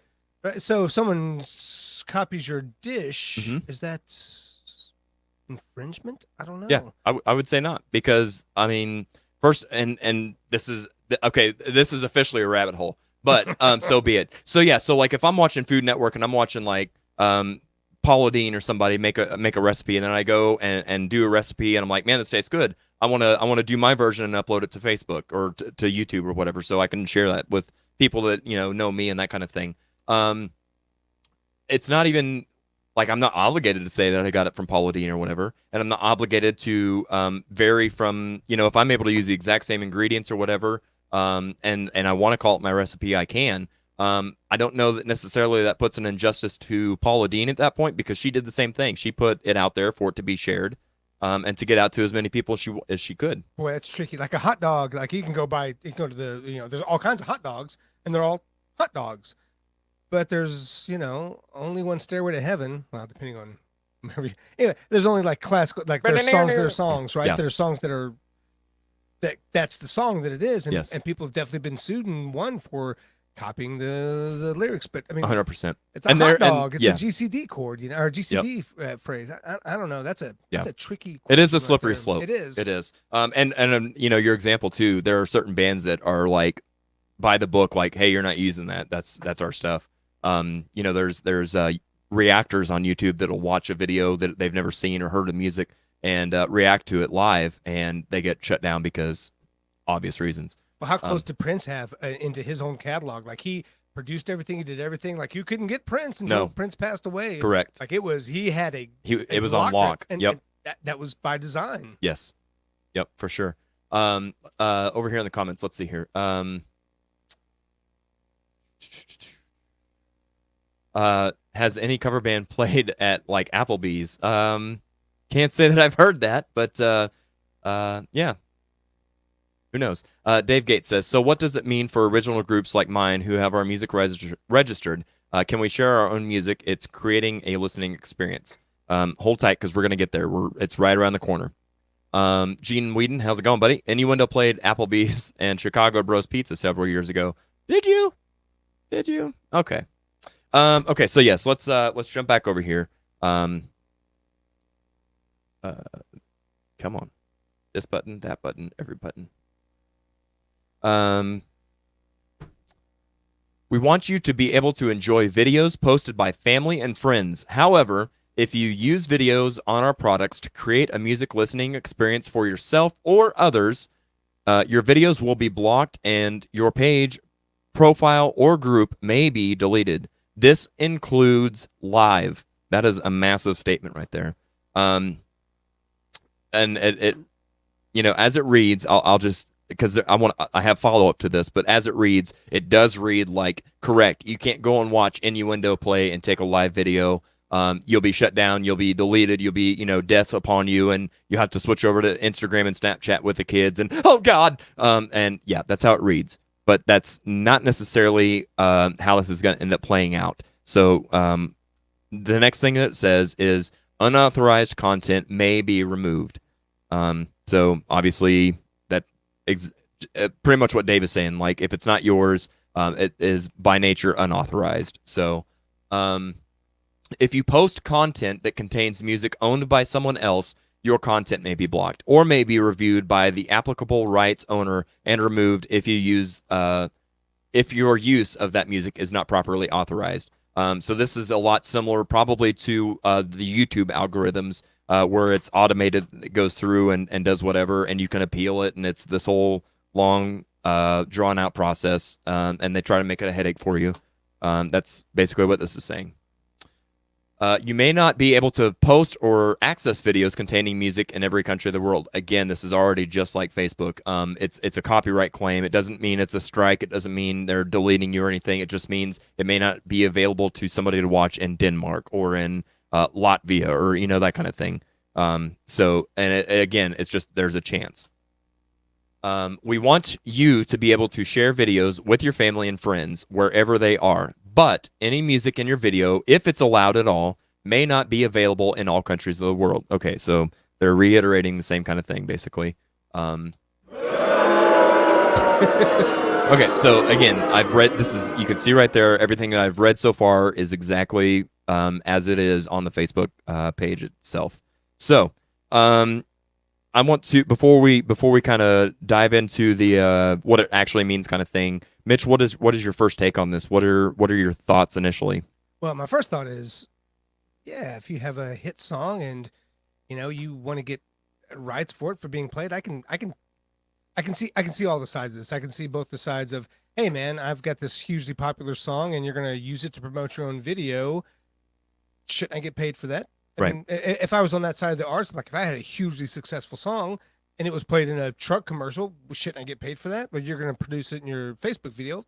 Shouldn't I get that? Right. Secondly, I also see the liability issue from Facebook saying, hey, we don't want to pay any liability, and we don't have to pay every time you have this video that you put out, no matter how big it gets on Facebook. Right. It may get shut down.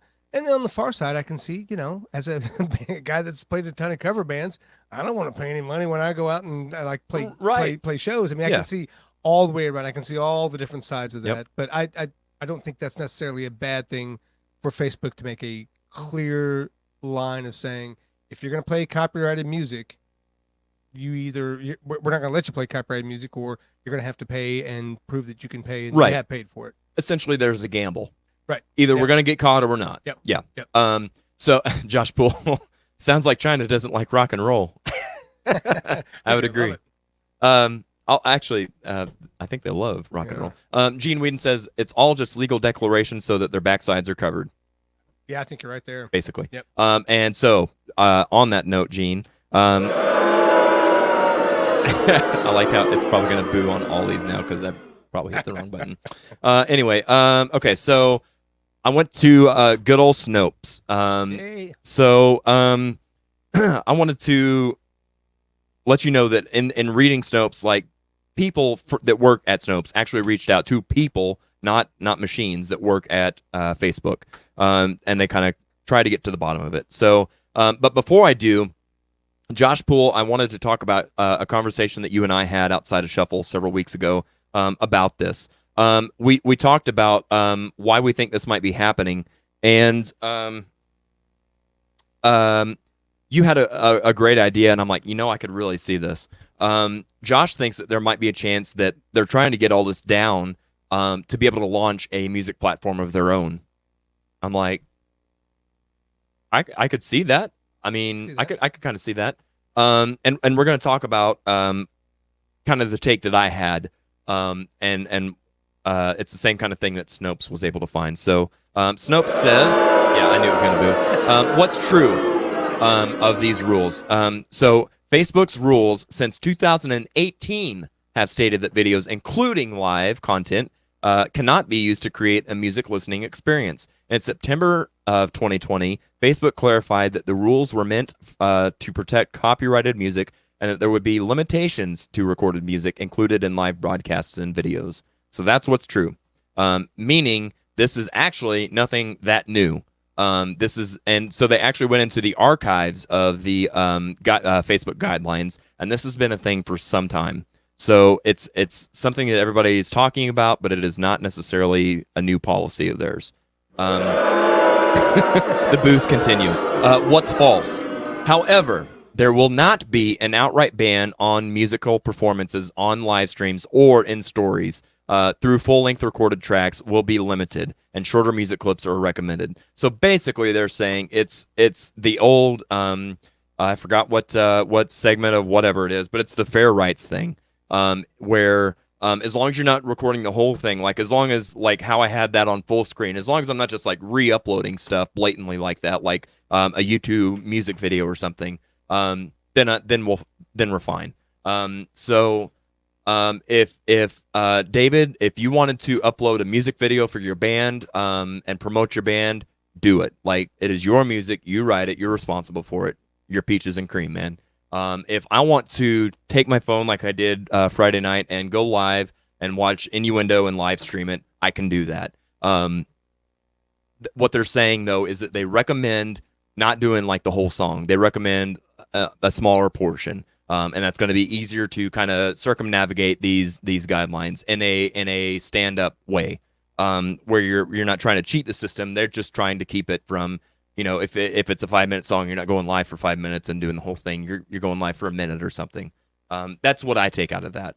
Mitch, do you have anything different that you're getting out of this? That I think you're right. I think it's a definitely, as you say, it's according to the rules. If you do a live, like go see Innuendo, that's verboten. That's not good. But I think, like I'm saying, if you're keeping it short and keeping it into a small thing to promote the band, and not necessarily to make something off of the actual song itself, it seems like that's okay. Right. Correct. So jumping over here to the comments, Deb says, I think it's happening so that the artists make money because there's not really any production going on right now. It's like paying to play a jukebox in your bar. Okay. Al says, nah, just tweak YouTube into a social back and forth platform. Screw Zuck. Josh says fair play. Exactly. It's no different from what I do on the show, guys. You know, I don't have like full length songs that play. Like when we play games, I'll do a 15 or 30-second thing. And yeah, I play with it so to make sure I'm really safe. You know, I'll play it backwards, or I'll slow the pitch or the speed or change the pitch, all this kind of stuff. And that's really what it's for.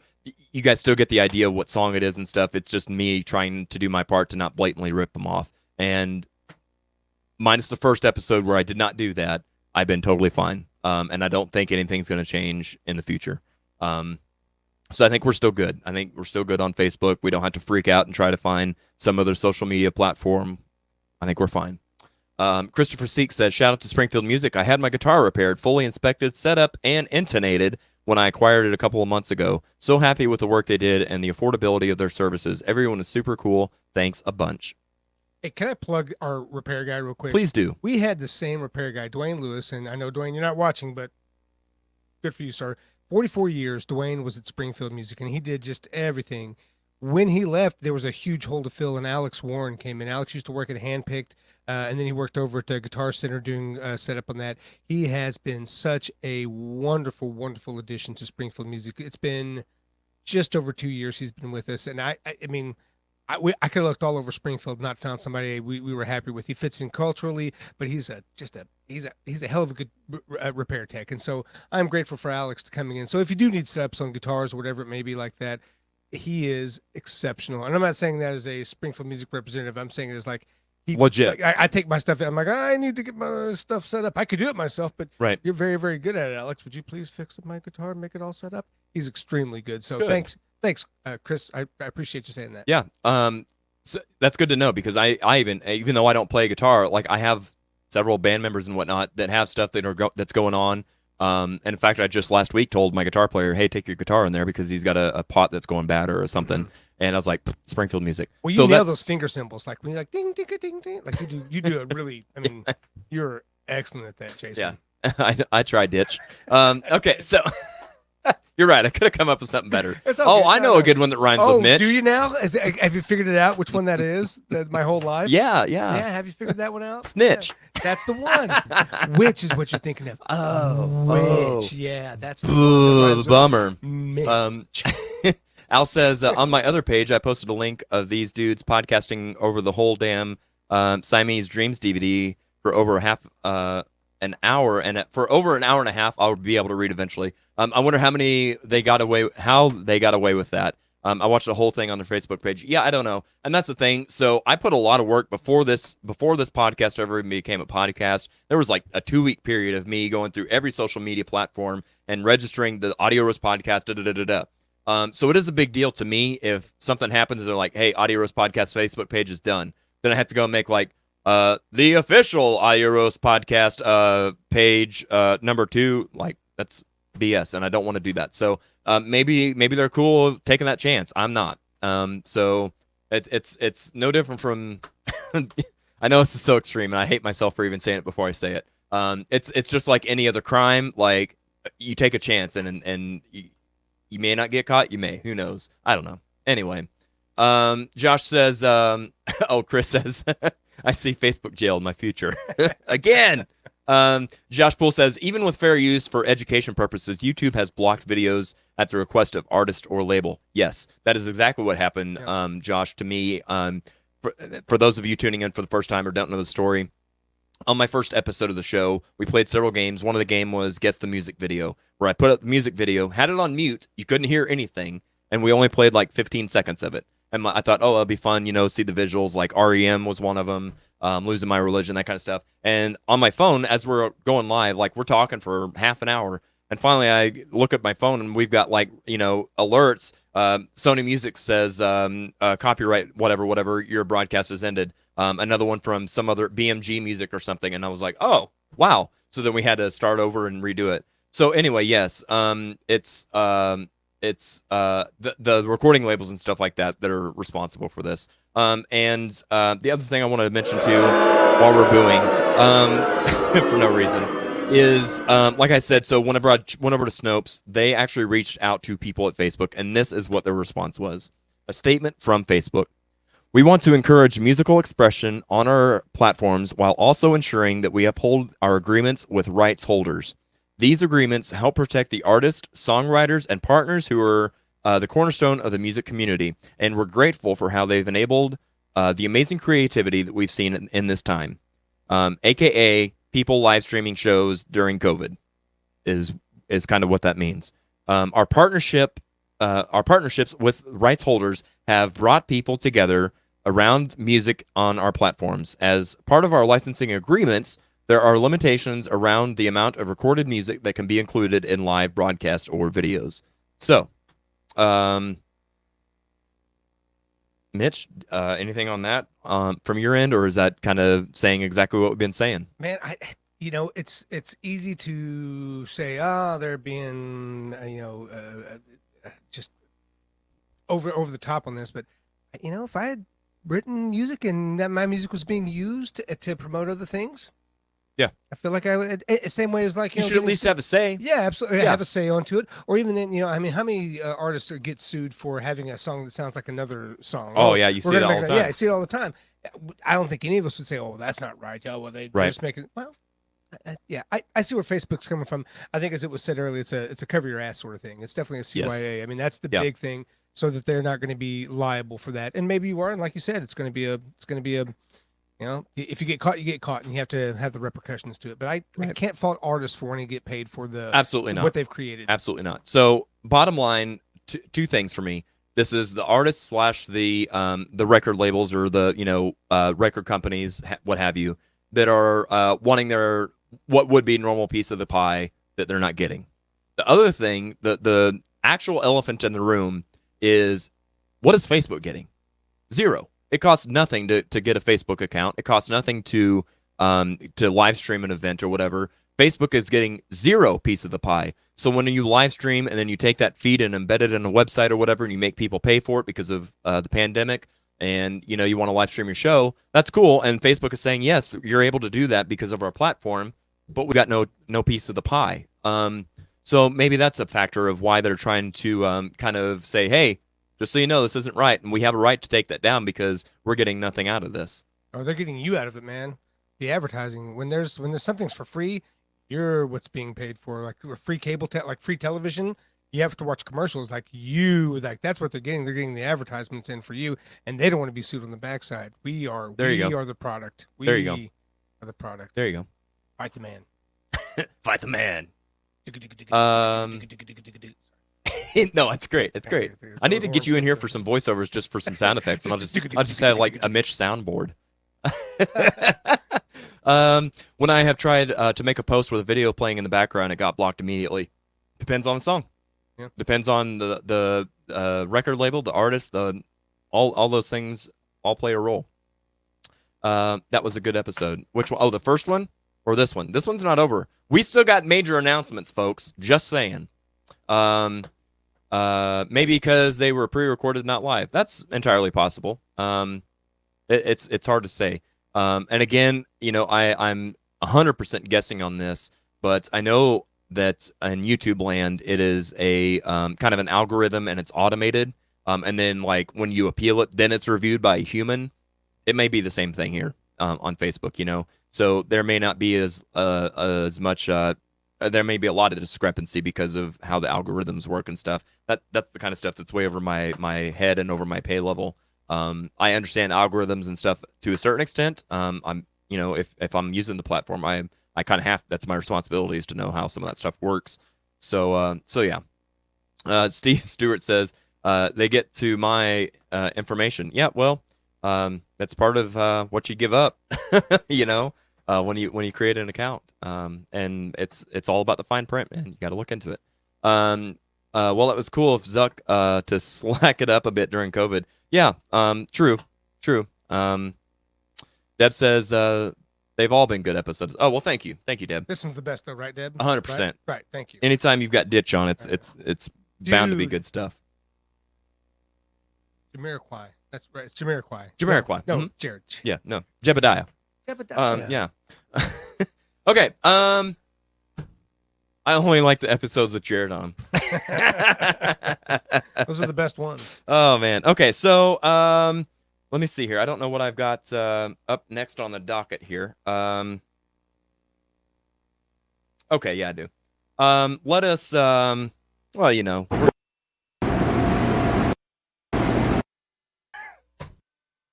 gotta love it. We're gonna play ourselves a little game here.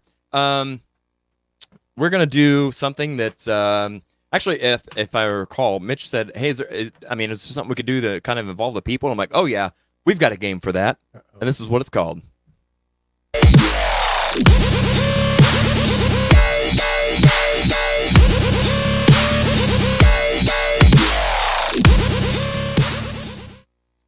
This is a little something called Virtual Password. The password is. Did you ever watch that show, by the way? Yeah.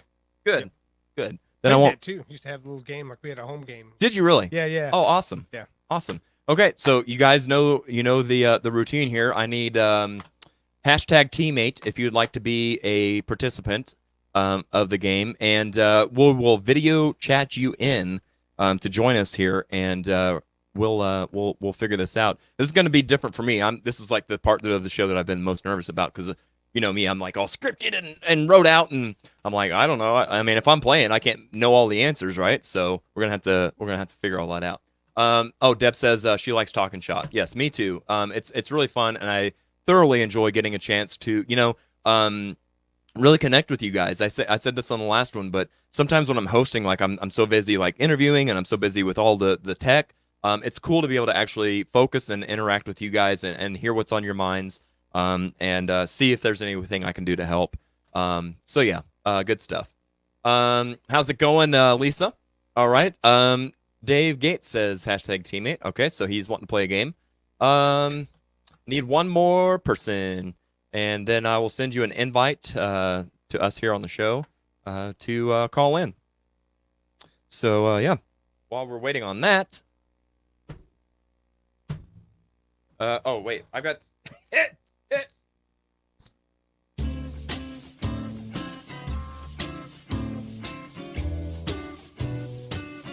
Ba-da-da-doo-doo-doo.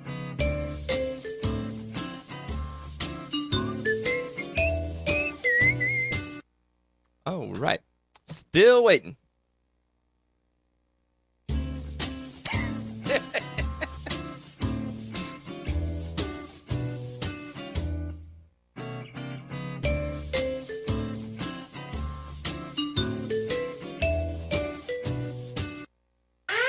Oh, that ain't the right one. Hey, hey. I know I had one job. That's what I was looking for. All right. Come on, guys. We need a teammate here. Steve, instead of saying crickets, you could have said teammate. Oh, Dave says they don't want to get this smoke. Nobody wants to be my partner. Aw. Oh, good grief, teammate. Hey, Gene Whedon making a second appearance. I love it. Okay.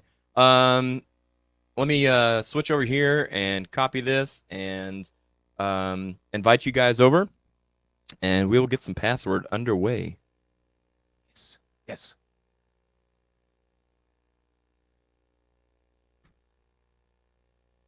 Oh, come on, internets. There we go. And all right. The word is bootylicious. Bootylicious is the word. See, in here I thought it was WAP. Is it WAP or WAP, by the way? I think it's WAP. Yeah. WAP is a racial slur, so I wouldn't use Oh, geez. Yeah, no, that took a turn. Yeah. WAP. No, well, you said it. I did take a turn. No, from well, I don't know. I back mean, off, bro. All right, so we've got invites floating around in cyberspace. Dave and Gene hopefully will be able to join us here soon. If I was more prepared than I was, I would have sent that like 10 minutes ago, but, whatever. I don't need no thinking notes. Deb, what do you, I'm trying to see what you said here. Joe Montana has stopped a woman from trying to kidnap his grandbaby. Sorry, had to leave to watch. Wow, that's crazy. Breaking news. Wow.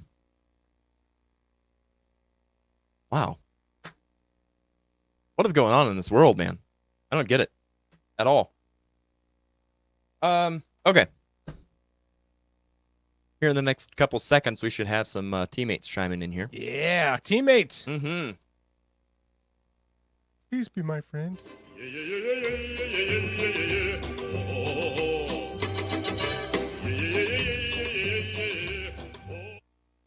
That was entirely too short.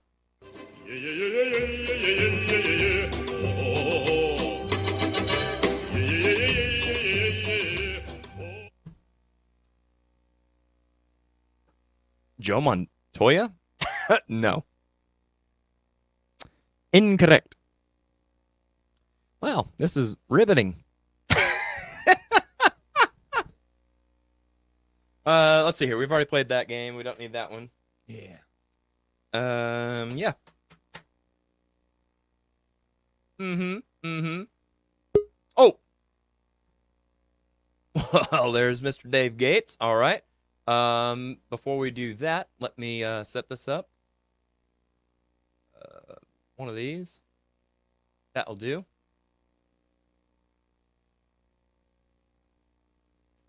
All right, now we're waiting on Mr. Gene Whedon. Dave's down here entertaining himself backstage. Well, that sounded bad. Waiting on Mr. Whedon. I will go ahead and let's get Dave Gates in here. They don't want this smoke. They don't want it. They don't want it. Hey, turn your phone sideways, boy. Have you not watched the show? Sorry, Pops. How's it going, Dave? It's going great. We're out here enjoying the Ozarkian weather. There you go. Just enjoying life. Yeah, this might be the last week of some nice weather. It's going to be cooling down really, really quick.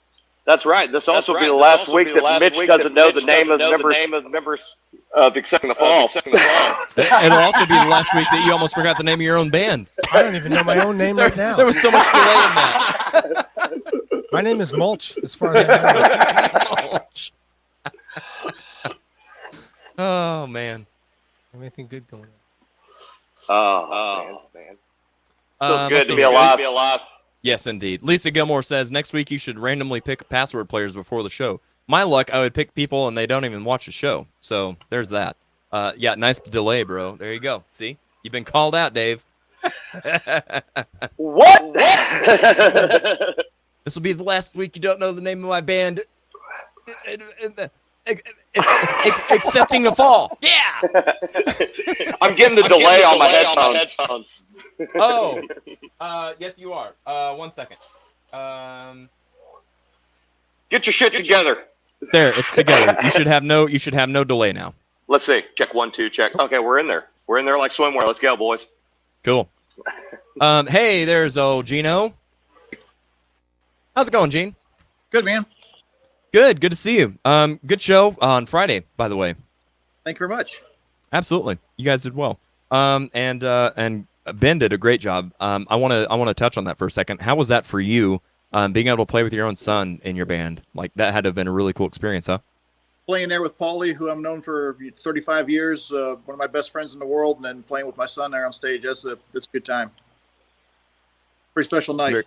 Yes, for sure. Susan informed me that he had a cram pack into his brain 32 songs that he didn't even know that well prior to playing. And I'll be honest with you, Gene, like he killed it. He did a great job. I'd never heard a sour note the whole night. So I appreciate that. I know he would appreciate that if he was here. absolutely. Okay, so we are here to play some virtual password, fellas. I have no idea how we're gonna do this. So this should be interesting. So, there we go. Okay, Dave, I thought that delay. Oof. Yeah, my mom's trying to call, and I have to be a good son here in a little bit. Make sure I call her back. So remind me. Oh yeah, yes. Actually, here I'll since I'm the master of notes, I'll write a note for you. So Thank you, Jared. I try. There you go. I don't know if you can see that, but it says Dave, call mom. That's right. Okay, so here's what we'll do. I'm trying to think of which is going to be easiest for teammates. I think that I don't know. Dave, you and Mitch, you on the screen. You guys are close together, and then Gene, you and I will be on a team and do some winning. Yep. Sorry. We're strong in stature over here on our side. Yeah. Okay, so let me ask you something, guys. If I send you a I'm trying to think of how we're doing this. If I send you a Facebook message, can you see it without having to switch over and stuff? Can you just see like the alert and it goes away? Yeah, I should be able to. Okay. Or right. Okay. All right. The alert will pop up. That's no problem. Okay. So here's what I'm going to do. I will.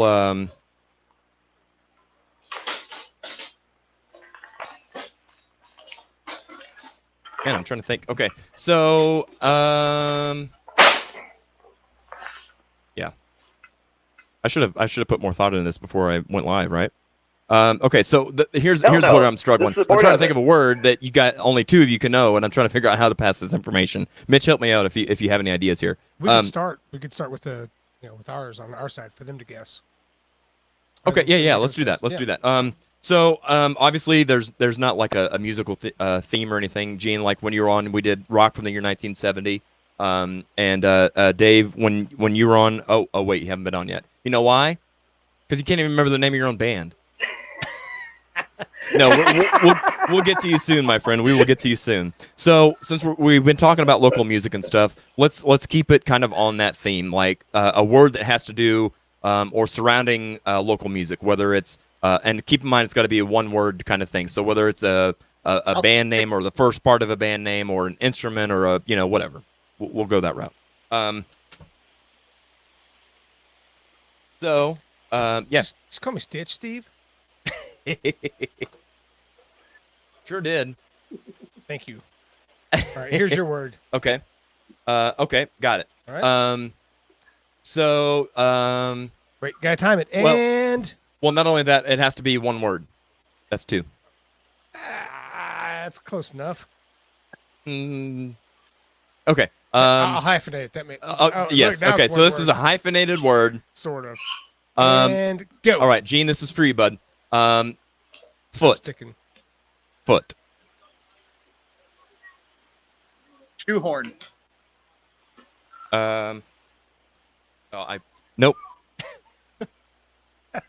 You get like 30 seconds to get Oh, different no, things. no. No, No, Is that how not you for do it? password. Nope. So I get a word, and then now you have to see if Dave can do this. And Oh, yeah. okay. Yeah. Oh, okay, gotcha. Just a single word. Yep. Thump.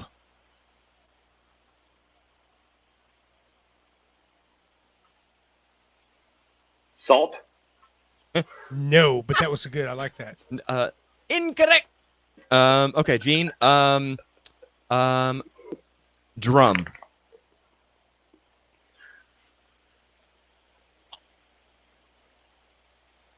Naked Zoo. No, and I just Nashville'd for those of you who have watched the show. I totally said part of the word because I'm an airhead. The word was kick drum, but it's throwing me because it's more than one word, and he's trying to hyphenate it into one word. See, so yeah. All right. Here we go. There's a new one. The whole word though. Okay. right, We'll that's a good do one. that one next. So Dave and Gene. If you guys, I'd say here's what we'll do. If you guys want to, whether you comment or whatever, I will turn it to where I don't see the comments, and that'll probably be the easiest thing. And so, yeah, that way you guys can pick a word and get Mitch and I to try and guess it. I do the Geordie LaForge. Okay, there. I've lost my audio. We no longer can see the comments and stuff. So, in fact, we don't even see you. I mean, I know you're there, but I feel you though. there's no cheating. Hey, look, it's Yeah. LeVar Burton. What I said. Oh, About sorry. LaForge. Sorry, I know Reading Rainbow more than I know Star Trek. Butterfly in the sky. I can fly very high. Twice as high, bro. Get it right. Ah. See, you're already down 2 now. God. Sure am. Sorry, I'm a bad teammate. Take a look. Yeah, you could take a look now. We actually can't see. That's Yeah. great. Okay. Look, he knows his left from his right. Kind of. There you go. I had it right the first time. Sure did. I was smart for once. Oh. Time has passed. I don't know. I think our 30 seconds is up. I don't know where Dave went. Gene, are you still there? Yeah, I'm still here, but I think I've got to actually leave the SteamYard deal, leave the podcast in order to go over and comment on the podcast. Oh, okay. So there's a private chat function. I think you guys might be able to acknowledge that. Oh, okay, gotcha. Yep. So you guys can do that. That'll work. Okay, so you need a word from me? Yes, and hopefully Dave joins us and he can check that private chat, and that's how we'll do that.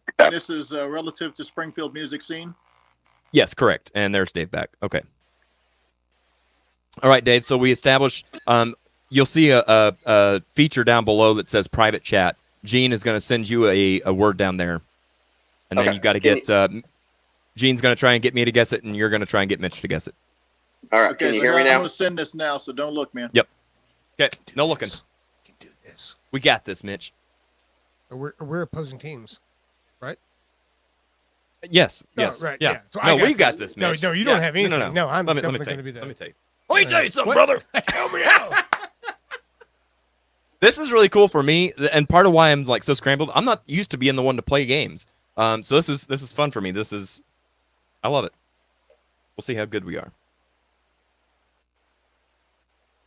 Okay. Can you hear me now? Sipping coffee. Yep, sipping coffee from my Stone Chapel Band mug. Yes, I can hear you. Okay. So I had a little blackout moment there. Not from drinking, I promise. It was just my headset was all screwed up and it cut me off. So I got Gotcha. the word. I got the I would word, fire and yeah, I should canceled. So I got the word, and I need to come up with something that's going to be for that word. Is that correct? Okay, so that word is the password. You need to give a one-word clue to Mitch to get him to guess that word, but you cannot use any part of that word in your clue. Got it. Okay.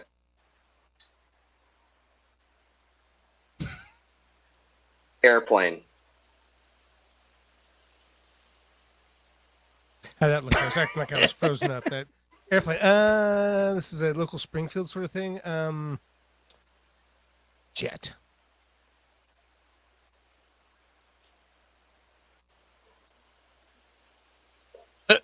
Assume that was wrong. No, I'm assuming that was wrong too. Gene Whedon's back. Jet.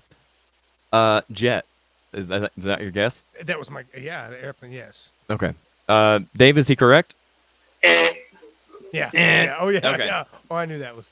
All right. So, Gene, we had airplane as our first clue, and Mitch guessed jet. Yeah. I was mistaken. Okay. So, I'm ready for your clue, Gene. Club.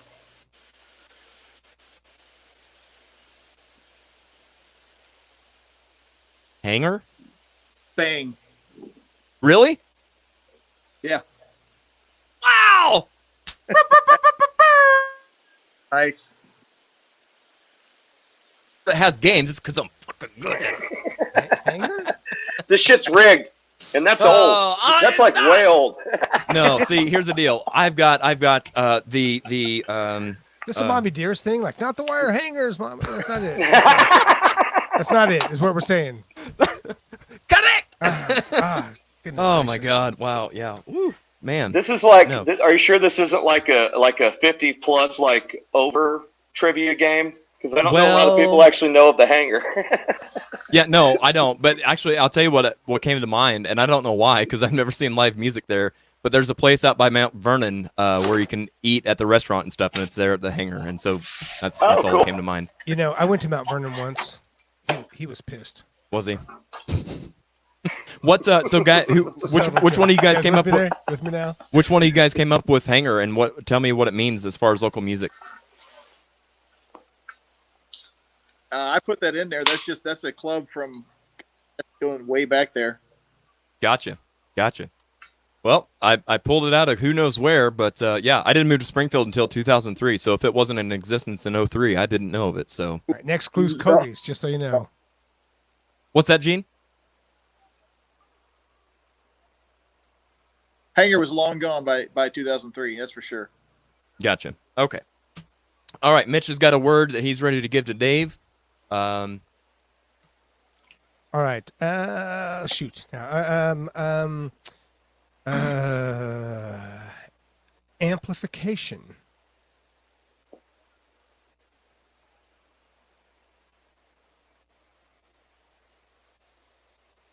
It's not the greatest. Maybe after. Oh, you know what's funny is now we can now I can have them up since it's our turn. Okay. Amplification. Mm-hmm. It's not the best. You got a long shot. 3 One seconds. word, right? Yeah. Yeah, I agree, Gene. I think they're cheating. They're taking too long. Oh, I don't know. That's all you could come up with there, Stitch?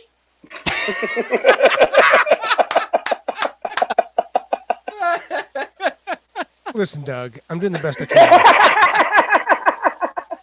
I don't have time for all this. I got He's other trying to things. accept his fail. Accepting the fails. I have so many fails. Let's just go with PV. Mm. Well, I'd like to say you're on the right track, but I won't. Well, Whose team are you on? right. Yeah. Well, you kind of let him down that road just saying you're the one that gave the hint. Okay. Your turn, then, buddy boy. Okay. All right, Gene, you ready? Yep. Stand.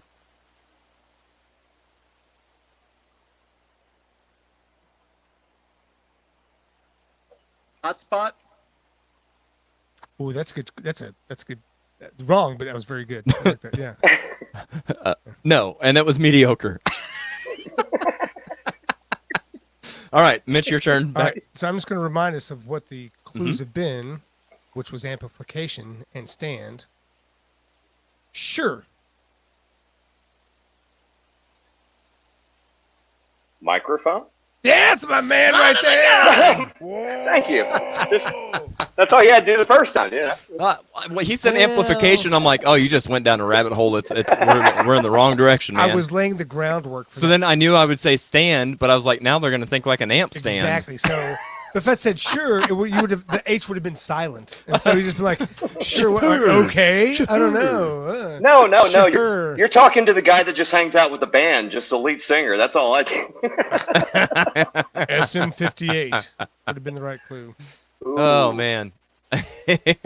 Yeah, we had some people in the comments with the right answer the whole time. The From whole amplification. time. That was Of me. That was course. my first one. Yeah. I'm gonna assume that's what it was. Yeah, of course. Okay, so I'll let you guys go back. I'm gonna hide the comments in the chat and the whole thing, so you guys can. Whoever didn't give the word last time, you can give a word this time. That's you. All right. Nice mohawk. Thank you. I had a mohawk for that was one of my COVID cuts. I had a mohawk. Did you really? Yeah. I got the big handlebars down to here. I had a nice mohawk. It was an Easter cut, as a matter of fact. On Easter Sunday this year, I let the wife give me the old mohawk. She hates the Nice. mustache, though, so it was a compromise.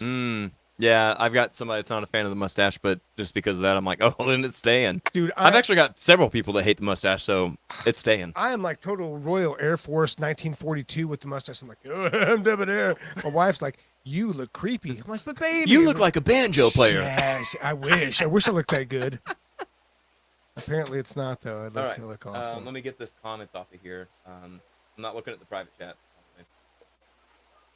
As a matter of fact, that's actually even hidden from us. So, all right. You guys got your word? Yep. Okay. Whenever you're ready. I think it's Gene. I think that's right. Yeah. Yes. Yep. Okay. Ready, Freddie? The 20s.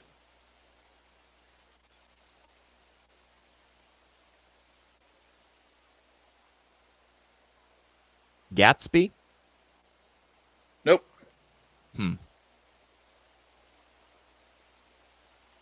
Okay, Dave, you're up.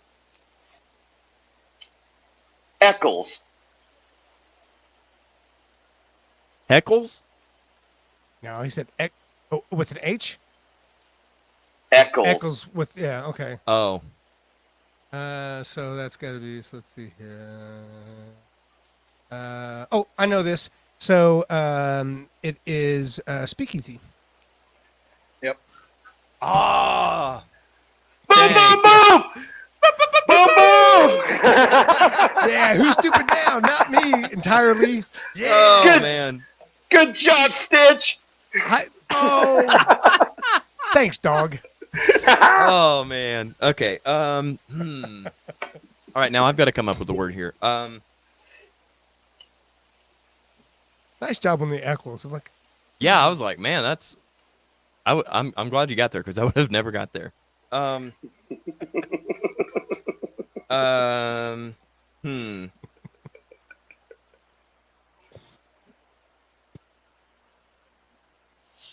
Okay. he's writing down pudding pie. Pudding pie. What does that have to do with it? All right. So there's our word. Is that a conjoining word? Nope, it is a singular word, my friend. I know how to play this game, obviously. Wow, we're up two zeros. Well, listen here. Okay, so Mitch, I will let you go to Dave first. Why do I have to go first? We're the winners. Okay, yeah, sure. Yeah, we're Give me some pity here. Okay, Gene. Yep. Charge.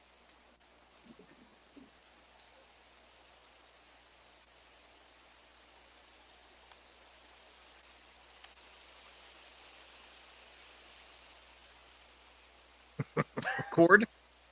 Ah, nope, Ooh. nope. Um. Swing and a miss.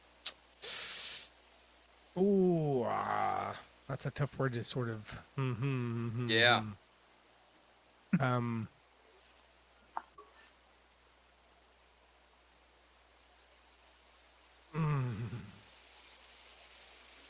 So you said charge, right? Yep. Band. Band with a B? Band with a B. Yeah.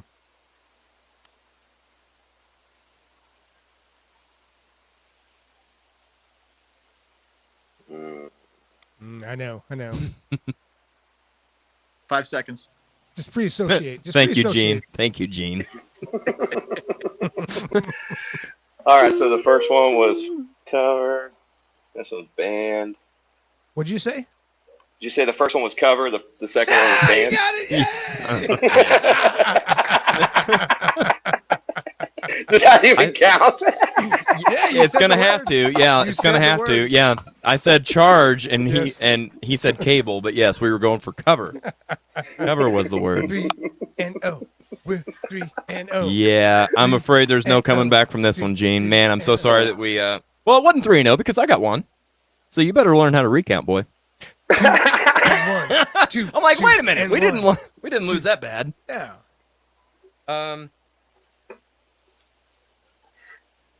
All right.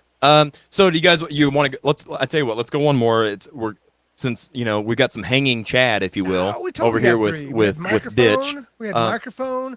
We are microphone and speakeasy, and then just that one right there. That's 3-0. 3-0. I'm gonna say I got hanger. I'm gonna say yes. hanger. You did get hanger. I will say that cover. I mean, that could be in the gray area, possibly. I mean, that's like the asterisks, for like the Major League Baseball players using steroids. Yeah. Okay, so if you know anything about the audio roast, we don't want any asterisks. So, And one. right. So, whoever picked of your guys' team, whoever picked hanger, the other person give us one more to try and guess, and then that'll be the deciding factor. Okay, that wasn't me. Dave, me and you are winners. Don't let him bring you down. Bruce, don't bring me down. Bruce, don't bring me down. Ba-da-da-da. Is this where we're going now? Sure, we're going there like a snake in the grass. All right, you guys got your word? Who's coming up with it? Me? Well, I don't know. Who did you You come are. up with hanger? No. No, Oh, well, then Gene is. Okay. am I doing hanger? Or who's doing a good word? That's Hanger's my answer. 4-1. We are 4-1 now. Welcome to the shit Gene- show, people. No, Here we I'm sorry. go. Wait a minute. Speakeasy was our last one, not hanger. I'm sorry. Who did Speakeasy? Me. Okay, then yes, Gene, it is your turn, I believe, to come up with a word. What's that? The internet down at the Whedon Ranch is not very good.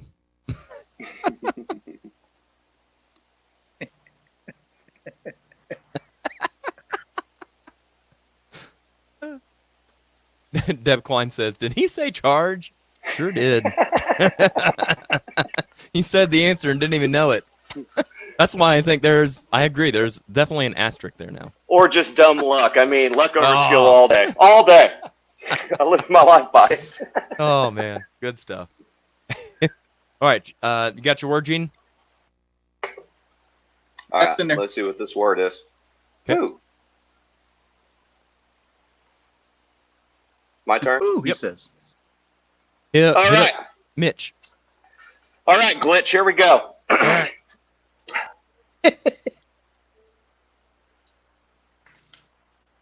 Come on, Pavid. Guitar. Chord. Nah. Okay. Gene? Sorry, cutting out real bad. What was the first clue? He said guitar. Gotcha. And what was your response? My response was chord, Chord. which was still wrong. Thanks, Dave. Yes. I know. No problem. I just want to let you know. No, I know. We all got it. That's yeah. All right, Gene. I'm ready for you, bud. Very combative. Single. Very combative partner here. What was it, Gene? He said single. Single. Oh, God. I don't know anything about guitars. Humbucker.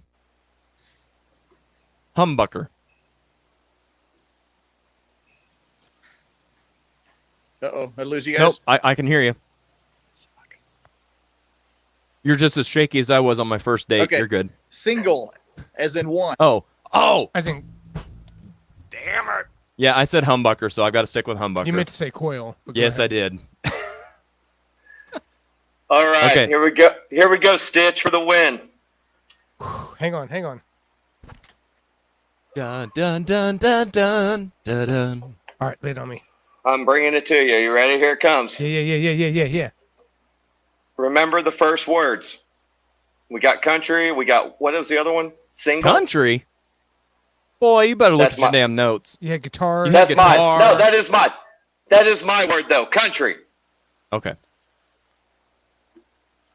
Oh, pickup is what you're saying.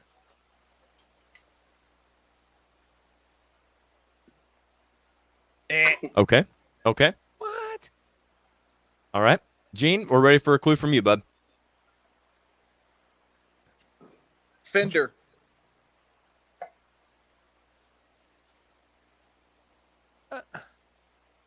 Is it Stratocaster? No, it's wrong. Oh. That's the Telecaster. Yeah. Hi, Susan. I see you in the background. Or at least I hope it's Susan. I saw a woman in the background. Okay. Yep. I guess I get that wrong. So, Dave, your turn to Mitch. Telecaster. Mitch already got it. I don't have to. He's, dang it. Yeah. he's the Springfield music guy. I mean, he should know this one. He's What the do you man. What type of guitar is for country? It's the only one I know. Telecaster hair. Telecaster. Telecaster. You see now, back then it was Just called the tele- broadcaster. And then in 1950, it was the no-caster because they were sued. And then after 51 was the Telecaster. From Telecaster's most recorded guitar in history. I'll shut up now. Where's my coffee? This day in music history, Mitch Brashears came on the show and gave us all a lesson about guitars. Shut your damn mouth. All right. Thanks, Twitch. Hey, Slave, I appreciate it. Good working with you. It was. Good job. Gene, I'm sorry I couldn't be your Paul Stanley to your Gene. Sorry. You can always be my Ace Frehley, though. Oh man. Hey, I Yeah. like it. Really? Good fun. My signal's terrible. Oh, that's all right. That's all right. Guys, thanks for playing along with us. We're gonna jump back on the show. We've got some big announcements, so stay tuned. Thank Take you, it guys. easy, guys. Yep. Good to see you. All right, so we're gonna carry right on. That was a lot of fun. I want to yeah, it would have been more fun if I would have won, my own damn show. Just saying. So at some point in the future, now I'm gonna have to make myself a guest again and play some games and improve my record because I don't sit well with 0-0. 0-0. 0-1. Whatever. Sports. Okay. Woo! Let's move along here. To a little more Talkin Shop. Oh. Did I hit this button again? What did I do?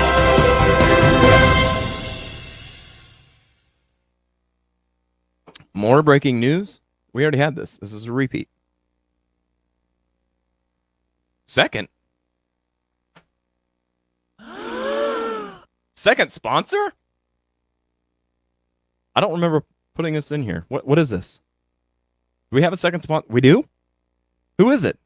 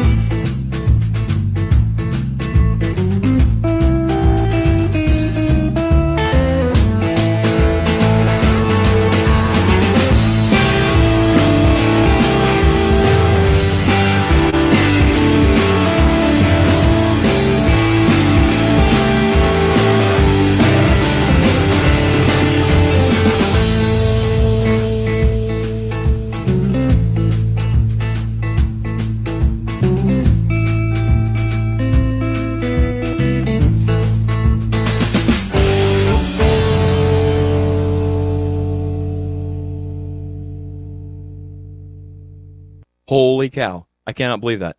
Nice. So yes, Amy Oberbeck was on last week and she talked to me after the show and she was like, I really dig what you're doing here. I'd love to sponsor the show if there's something that we can work out. So yes, indeed, you heard it here first. Our second sponsor to the show, joining Springfield Music, is indeed Just One More in Republic. So I'm very excited about having that sponsorship, and we're going to work together on some stuff. And she has, as you guys heard last week, a similar mindset to myself with trying to do our part to improve the overall end game, if you will. The ultimate goal is improving the Springfield music scene and doing our part to make that happen. So, Amy, thank you so much to you and everybody down at Just One More. I am very excited about this, and I can't believe all the stars lined up that I'm able to announce 2 sponsors in one show. So awesome. Thank you. And thank you guys for all the congrats and stuff. Chris Snyder says congratulations, and that he loves Amy Oberbeck. Yes, she's a good girl. And, as I said on the show, like we knew each other, and we had several encounters in passing kind of. And so it was really cool to get to sit and have a conversation with her and get to know her and stuff, both on the show and then even after the show we stayed and chatted for a while. So good stuff. Yes, thank you so much, guys. I appreciate that. Dave says, super freaking awesome. Amy is a great supporter of local music. So awesome to see another great local business supporting its local talent. Absolutely. I think, to be honest with you, I feel like Amy has always done her part on that, and promoting bands and stuff that she has there. I see a lot of her posts on Facebook all the time. And she goes live and promotes what she's got going on. I mean, she knows a thing or two about a thing or two. So I'm so happy to have her on Team Audio Roast, if you will. So yeah, good stuff. Here she is. Jared Isaacs, I am excited to be on board. Thank you. Well, there you go. I'm so glad to have you. So, I don't know. Let's see here. I don't know what I've even got next. Viewer questions. There we go. If you guys have any questions or anything like that you want to ask or anything, feel free. But in the meantime, I'm going to take that and we're going to move on. I've got a really fun something new. I don't like doing the same old. So I like something new. So while I'm getting that something new ready, I've got one quick little ditty, whatever you want to call this, to get to. And be right back.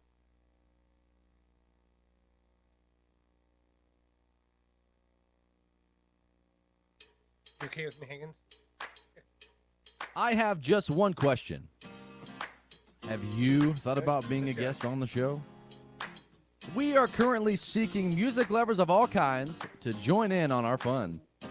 If you're interested in being a guest, or if you just have questions, comments, or suggestions, you can message us on Facebook or email us at theaudioroastpodcast@gmail.com. You can also submit any topics you'd like to hear discussed.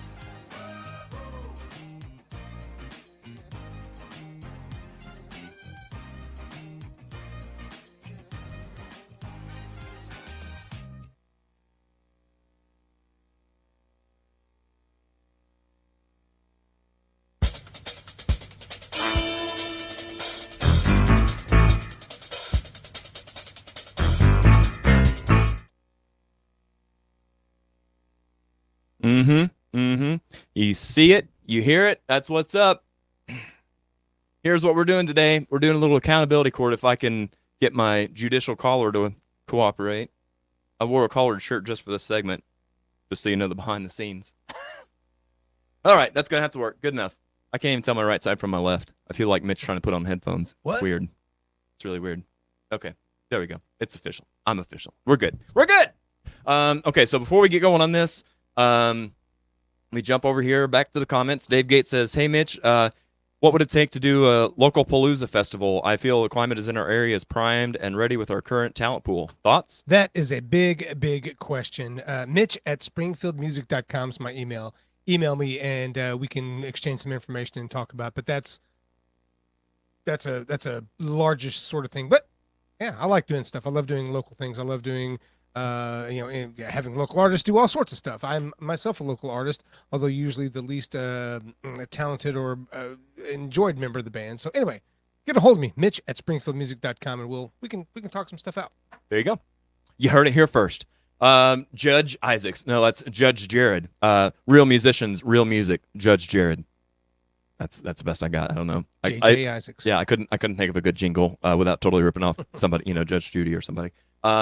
So yeah, we're gonna do what I call accountability court. This is the first time, and here's the deal.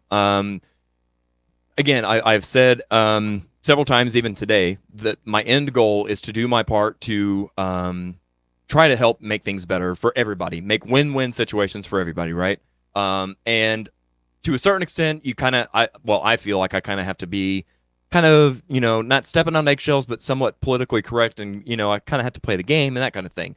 Well, I took last week and I thought about things. And to a certain extent, yes, that's true. But at the same time, if you truly want to incite change, if you really want to motivate or disrupt the system, whether it's, for whatever reason, for me, it's for good. Sometimes some people need to be held accountable. That's the way it is. So, you guys know that I'm famous for my Scream Cam, and today I've got a bullshit killer. That is right. That's what we're going to be doing today. Let's see if I can. There we go. Almost had it. There we go.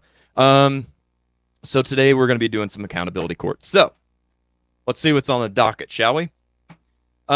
Here's the deal. I am not looking to call out anybody specifically. Period. Ever. I'm not going to state your name. I'm not going to say what band. I don't care. That's not what this is about. This is about sometimes there's just really no right time or place to say something. And then this is my best way that I know of to cure, the behind your back, that kind of stuff. I'm just going to put it out there in generic terms. If the shoe fits, the shoe fits. So here's what we're doing. Mitch, have I scared you off yet? No, I love the terror. Okay, good.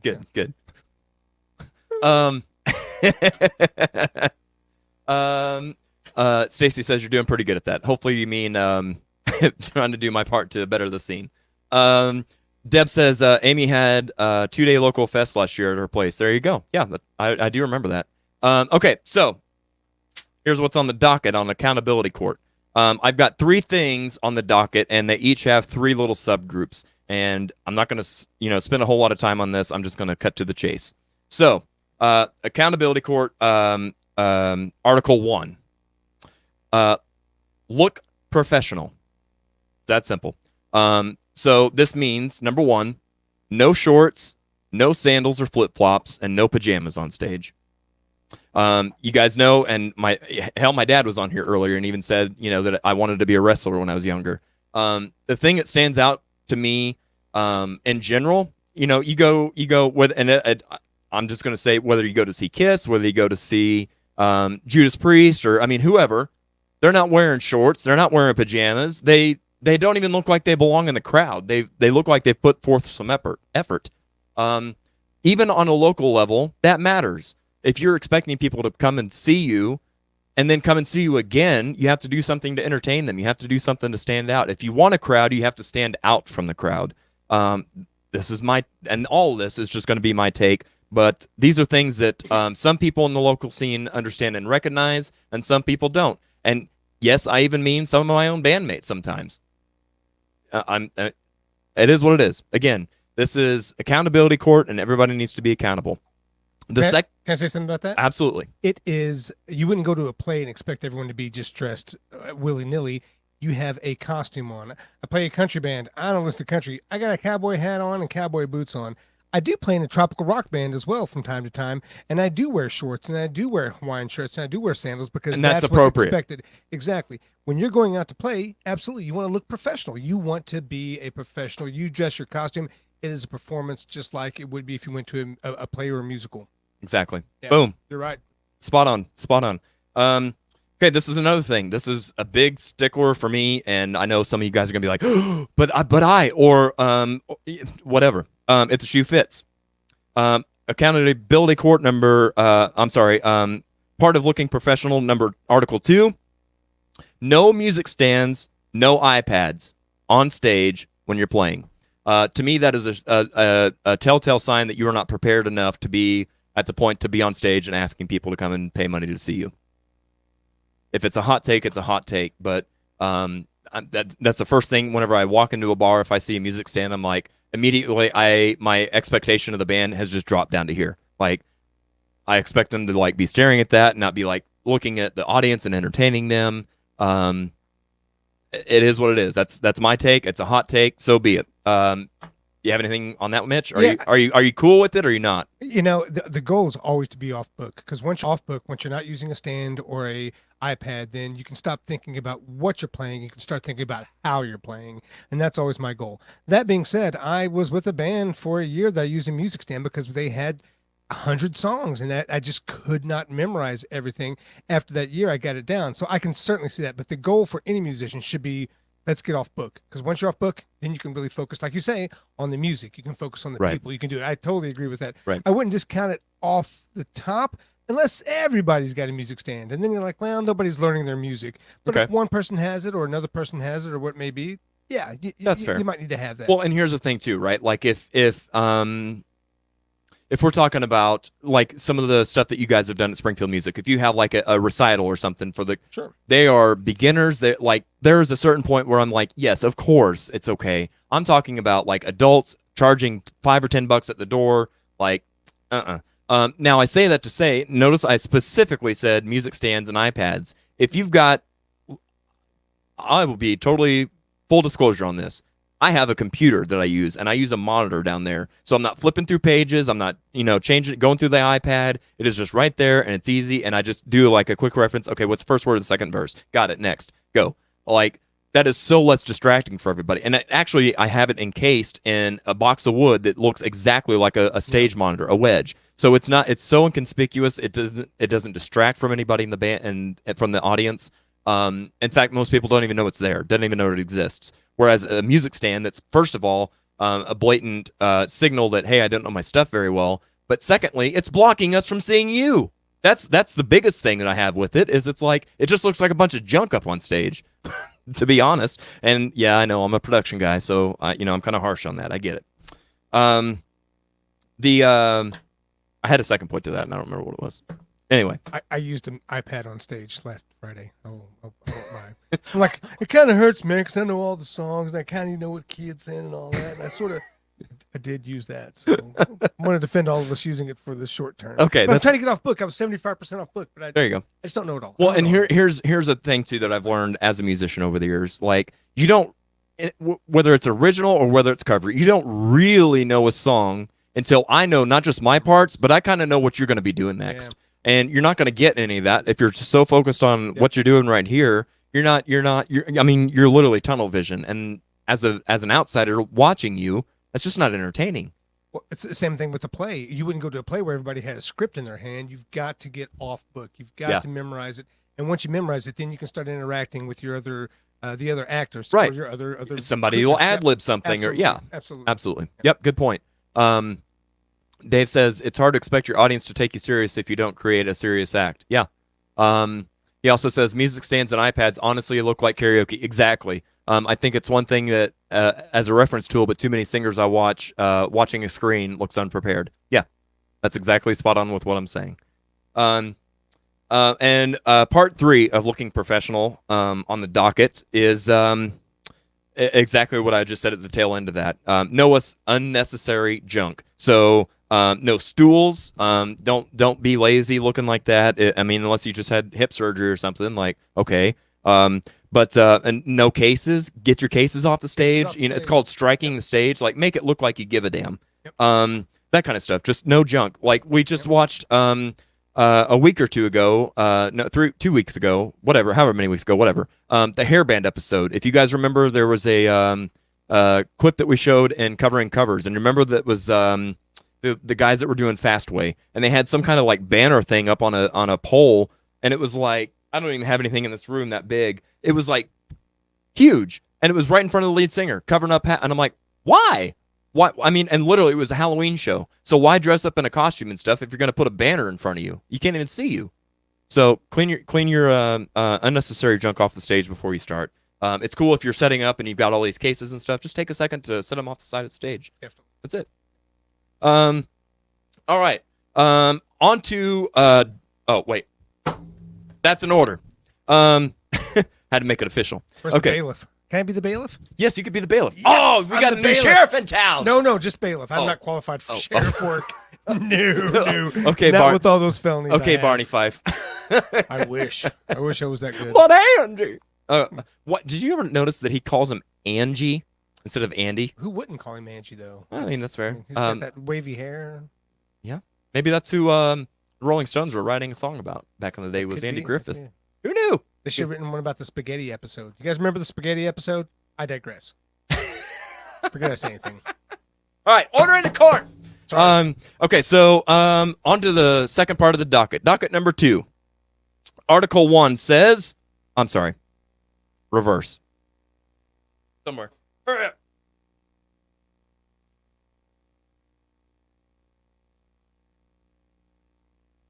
I'll do that again because nobody out there heard.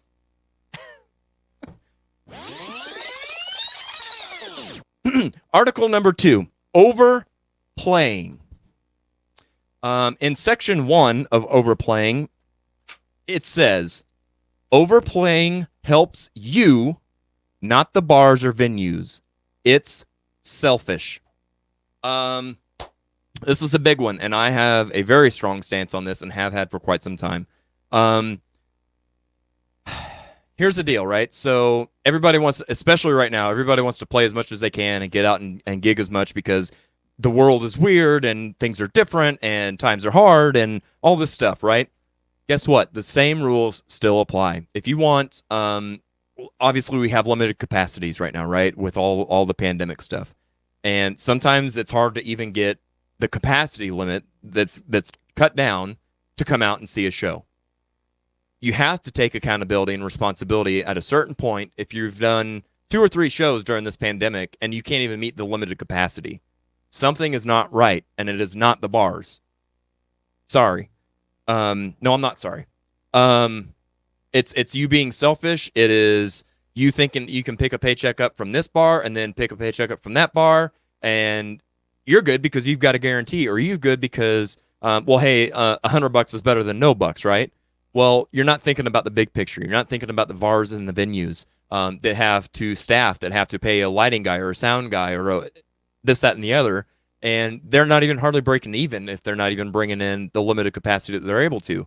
And they're doing you a favor by having you there. It costs them less money to not have anybody than to have somebody, and it costs them money to have to pay out, staff and whatnot. So I just say that to say, try not to be selfish with booking yourself. I know everybody wants a turn. It's like karaoke. Everybody wants a turn. Everybody wants to put a song in and get up and sing. I get that. But you have to do it responsibly, and you have to do it with a big picture in mind, that it has got to be a win-win situation for yourself and your band and the bar and or venue or whatever you want to call it, and their business, because that's ultimately what it is. It's a business. You have to make them a good business decision to hire you and have you on. Right or wrong? Yeah, saturation is what you're talking about. Yeah. You're saturating your band too much, Big time. and you'll burn out your fan base. You're absolutely right. It's not, like I say, it's not just bad for you and bad for the band because you burn out your fan base. You have a group of people that like you. They're not going to come out every week to see you. Once a month, yes. Once every couple of months, yes. That's why you've got to get out and get around. But yeah, yeah, absolutely. You can't saturate saturate the market. You're hurting yourself. Yep. And you're hurting the people who are trying to help you. Yep. By housing you and having your band on their stage. Gosh, sounds like my family. Okay, there's that. Article 2 is I'm not very judgy. Sorry. Section 2 in Article 2 is people with multiple projects. Okay, I'm guilty of this. I'm in multiple different bands, but I'm responsible about it.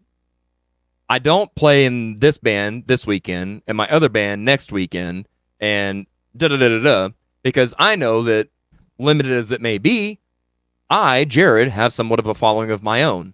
So to get those people to come out this weekend and to get those people to come out next weekend is going to be hard if I'm playing every weekend in 6 different bands. Again, you got to spread that out. You got to make people want you, and you've got to make it to where, first of all, your fans aren't getting burnt out, but you're not getting burnt out too. I mean, that's a legit argument too, that even what pandemic or not, like, you can overplay and oversaturate yourself and drain yourself to where it's not even fun anymore. And if it's not fun for you, then you're trying to entertain people and it's coming across as not entertaining.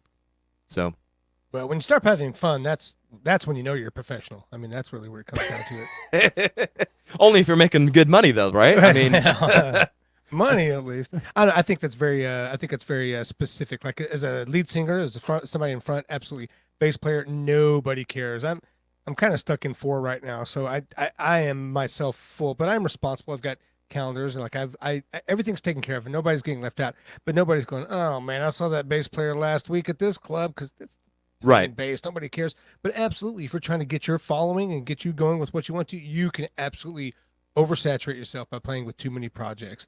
But the world needs drummers and the world needs bass players. Well, and that's the world thing does need too. Guitar players. Yes. Sorry, guys. Yeah, no, and you're right. But and you know, to your point though, Mitch, like I ran into you a couple weeks ago, and you were down in Branson, Right. and then you played last night in Springfield. That is so different. That's not the same market to me. Well, You might have bands. people, right? And that's what I'm saying. So even though you're multiple projects, I'm not necessarily putting you in this.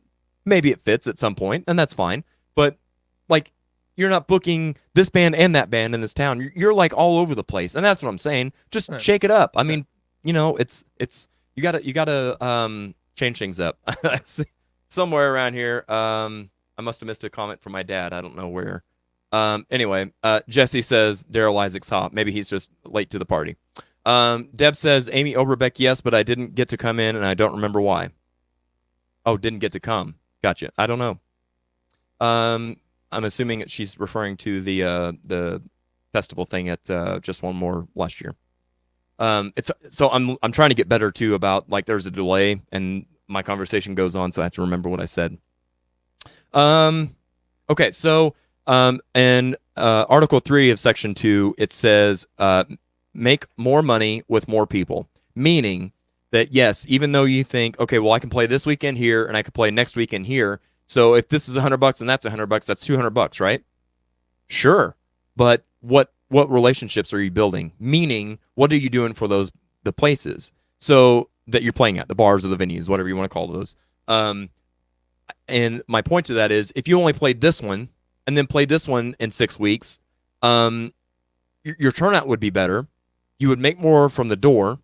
The bar would make more money from alcohol sales and whatever agreement you have. And that's building a better relationship as opposed to essentially taking from bars that, you know, are putting out cost and staff and a sound guy, et cetera, to pay out your band to have 6 people there.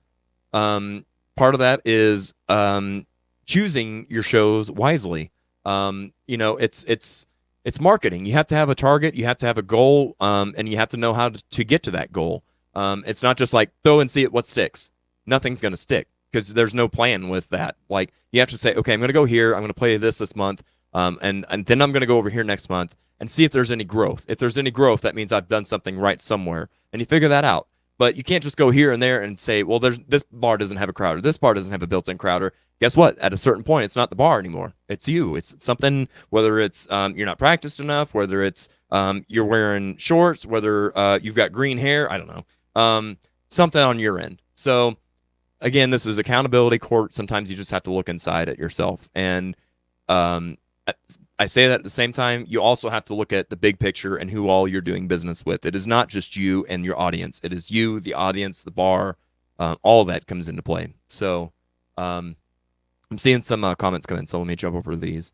Deb says, people are going to remember how you looked if you're drunk on stage, if you start fights with the crowd, or maybe just being an asshole. The customer is always right. Not everyone is drunk when they come to see you, and you never know who in the crowd is watching you. Yeah, that's very true.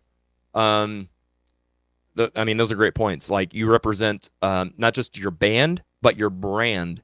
You know, and you're responsible for your brand. Like, total transparency. Whenever Mitch and I had a conversation about him joining Team TARP, if you will, the Audio's podcast, and having a partnership and sponsorship, he said, you know, Jared, I've always respected you and, you know, like what you do and everything you're involved with and stuff. Meaning I haven't shit on my own name. Like, he feels comfortable enough to me to want to do something with me.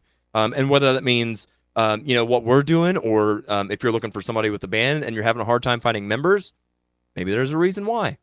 Amy says, I don't recall, Deb, but I know I wish more people took a 10-minute drive to see bands that are both local and nationally touring. You have always supported us. Thank you for that. Yeah, Deb Klein is a fantastic supporter of local music. Not only like on social media, on Facebook and stuff with sharing, but going to shows and that kind of thing.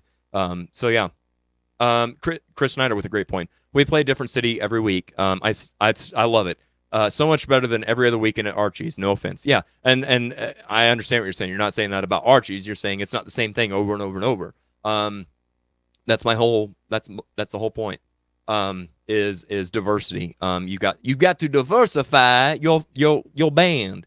So yeah, it's just about spreading yourself out and not exactly what Mitch said, not oversaturating yourself. There you go. Oversaturation becomes white noise. It is smart to stagger areas. Yeah. You got it, Jared. Okay, cool. So I won't beat a dead horse. It seems like everybody's on board with that. Okay. I like how I've got springs on my mic stand so you hear. Anyway, and finally on to article number 3 here in Accountability Court. I'm going to hit these really quick. In fact, I'm going to hit them 1, 2, 3. And this is my opinion. You might agree, you might disagree.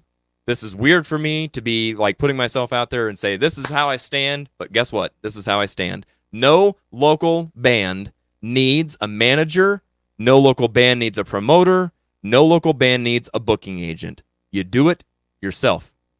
You build relationships. You do it yourself. You create a name for yourself. You show people why they should do business with you, who they should be doing business with, that kind of thing. It's just, you don't need that many cooks in a kitchen. It's exactly what Amy and I talked about last week, as a matter of fact. It's about building relationships. It's about her being able to invest in you and your band and that kind of stuff. It's like nobody wants to deal with a third part. Like, hey, I've got a band over here and they want to play over here. Like, it's too convoluted. It doesn't have to be that difficult. Quit making it as difficult as it needs to be. Like, I get like that we all want to be rock stars and we all want to look cool and we want to play all the parts, but at the end of the day, we're local music. Like, we don't need a band manager or somebody to deal with our business. You just deal with your business. I don't know how else to say that. Maybe I'm totally isolated in that thought, and I'm okay with that. So that is that. Mitch, unless there's anything you have to add. Well, it's how do you, if you don't want to oversaturate, then where do you go? You have to have, if you want to play in Tulsa, you've got to have somebody that goes out and find a place in Tulsa. I don't know anybody in Tulsa, so I'd have a band manager to go find. Really? Yeah, I don't know anybody in Tulsa.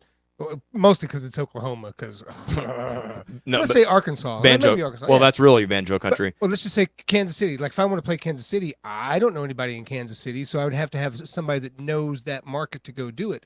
Similarly, if you don't want to play every other weekend at Archie's, where else do I go in town? Well, I have a manager that goes, and so we spread it out. So maybe I play South Springfield and North Springfield and out in Republic, and then back over there, and then up into Kansas City. But man, I can't go book all those places. I got a job, I got a wife and kids, and I got band. Like, I got stuff to do on there. So I can sort of see having like a manager or an agent or somebody that knows that. And for the purpose that you don't have those connections, right? Yeah, I don't have. Okay, so here's how you do that, and here's how I have done this. And Death May Die. Like, here's where I will use a specific. Death May Die, and you brought up Kansas City. We hadn't played in Kansas City. We didn't know, same exact thing. Like, I couldn't tell you what half the name of the bar, what the name of half the bars are, let alone who owns it or who to contact. But guess what I do know? I do know the guitar player from this band, and I can contact him. Hey, where do you play? Let's do a show swap. We'd love to, whatever it costs, for you guys to come down and play at the Outrun Ballroom, we'll cover.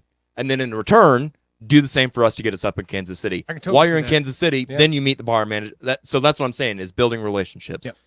Now, okay, I give you, like, yeah, if you're like, well, I want to play in Jacksonville, Florida, and I know nobody there. Okay, well, I get that. At that point, yes, if you're wanting to travel that far, or even Oklahoma is what you said.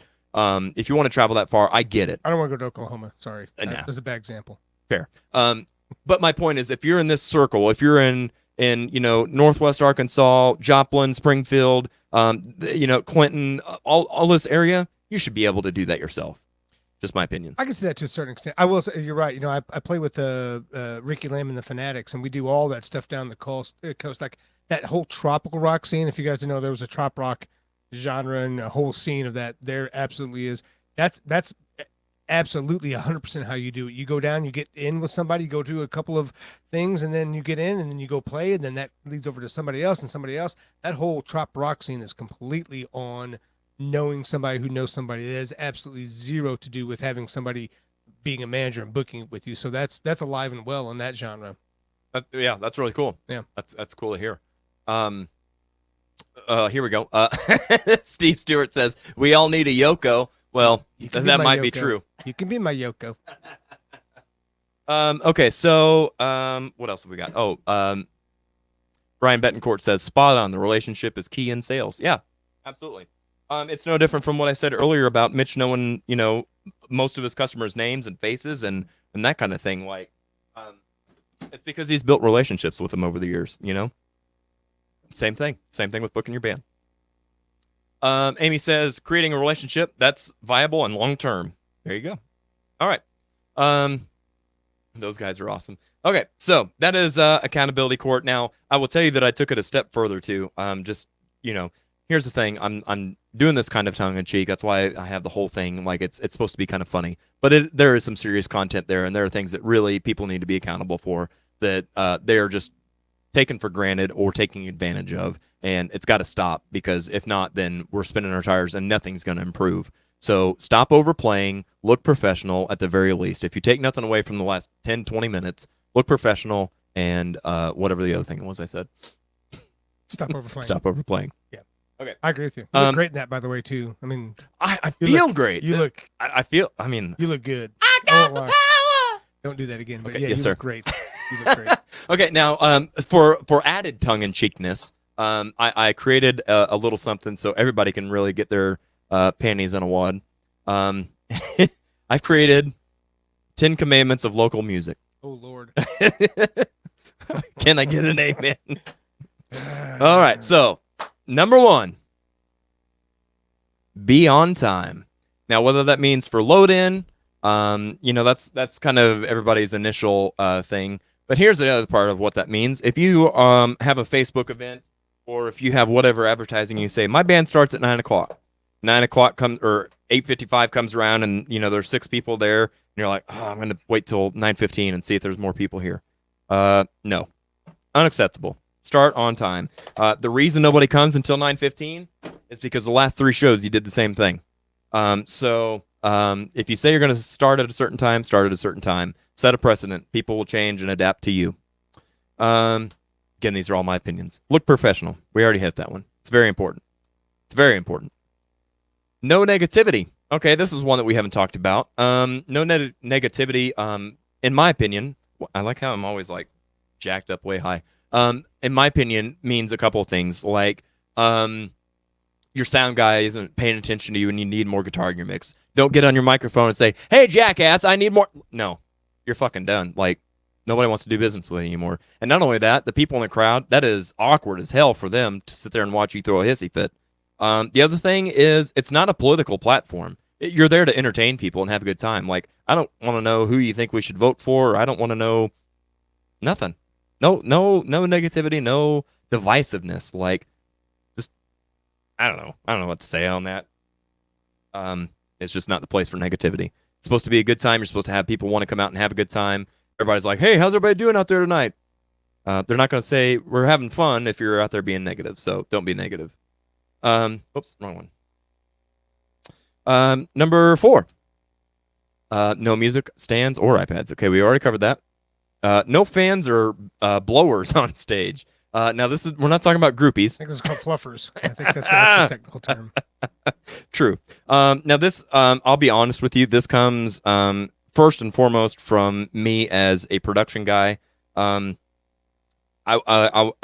feel the need to kind of back up and explain the production side of this and why it drives me nuts. Is I'm a light guy. So to have all these lights and put all this work into having lights, or if you go to a venue and they already have lights, in order for you to see like the cool beams and get all the cool pictures of yourself and stuff, you have to have some atmosphere, some fog or some haze, that kind of thing. If your drummer has a fan and it's blowing all that crap off the stage, all the work that I put into the show is for nothing. You can't see any of it. So there's that. And the second part, and to me, honestly, the more important part is you don't need a fan if you're just standing there. suck it up, Buttercup. Put on a show.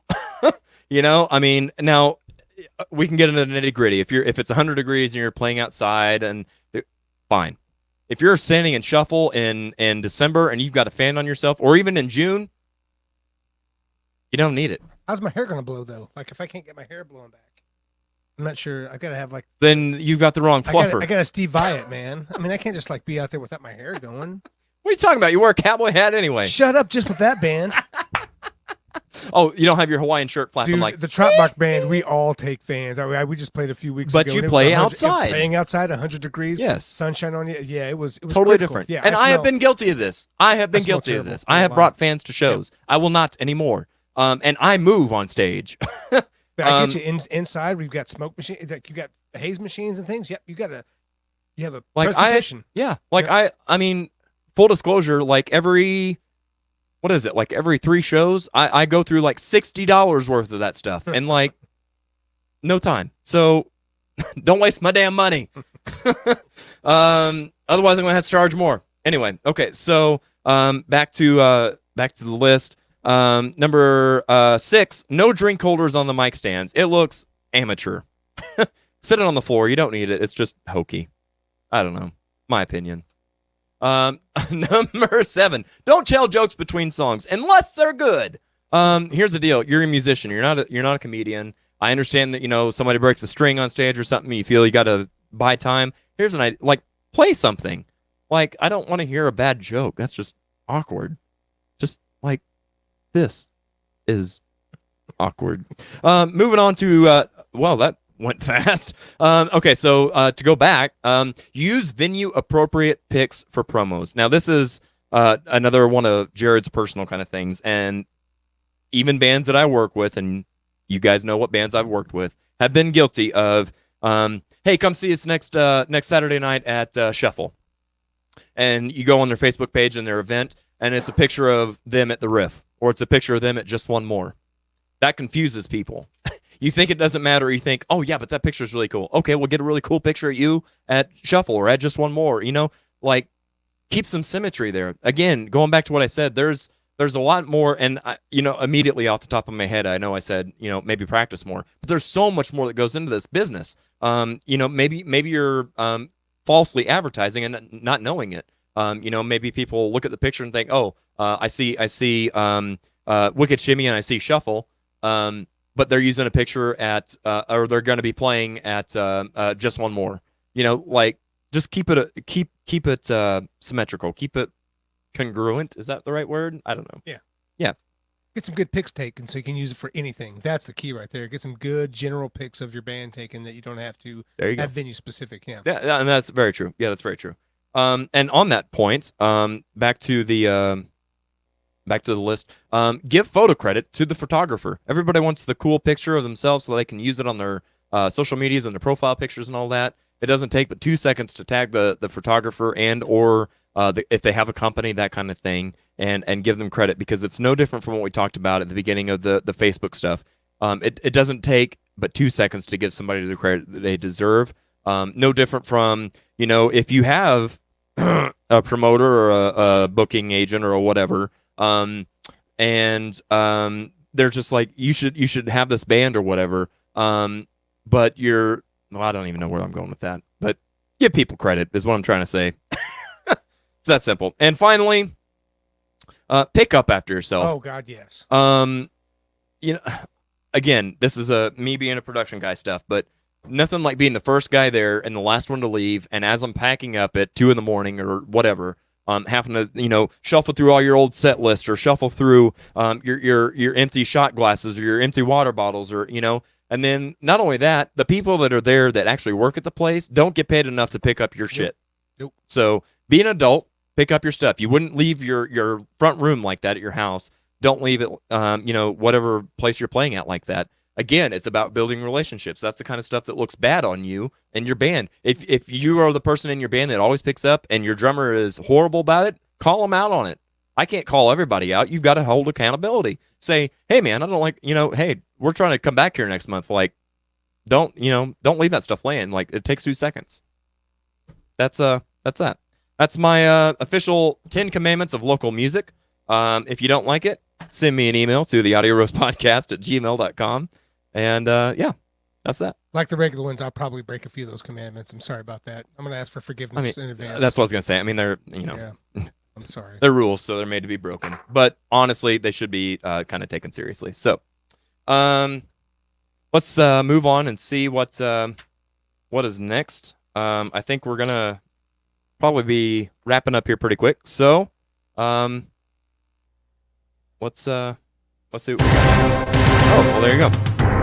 Final thoughts. So, today, wow, it was a... What is this?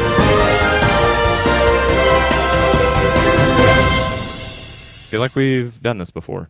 This is deja vu. Breaking news. Okay, well, I'll take the bait. Let's hit the button and see what's up. A third sponsor. Oh my god. A third sponsor. Okay, well, I don't know. I mean, this is news to me. Let's check it out and see what's up.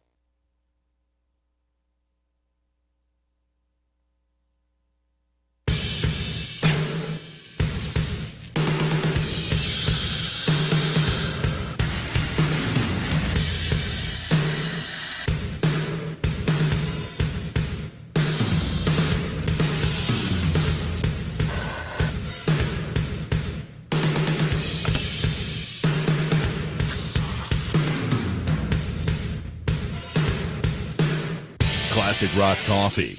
Our coffee rocks.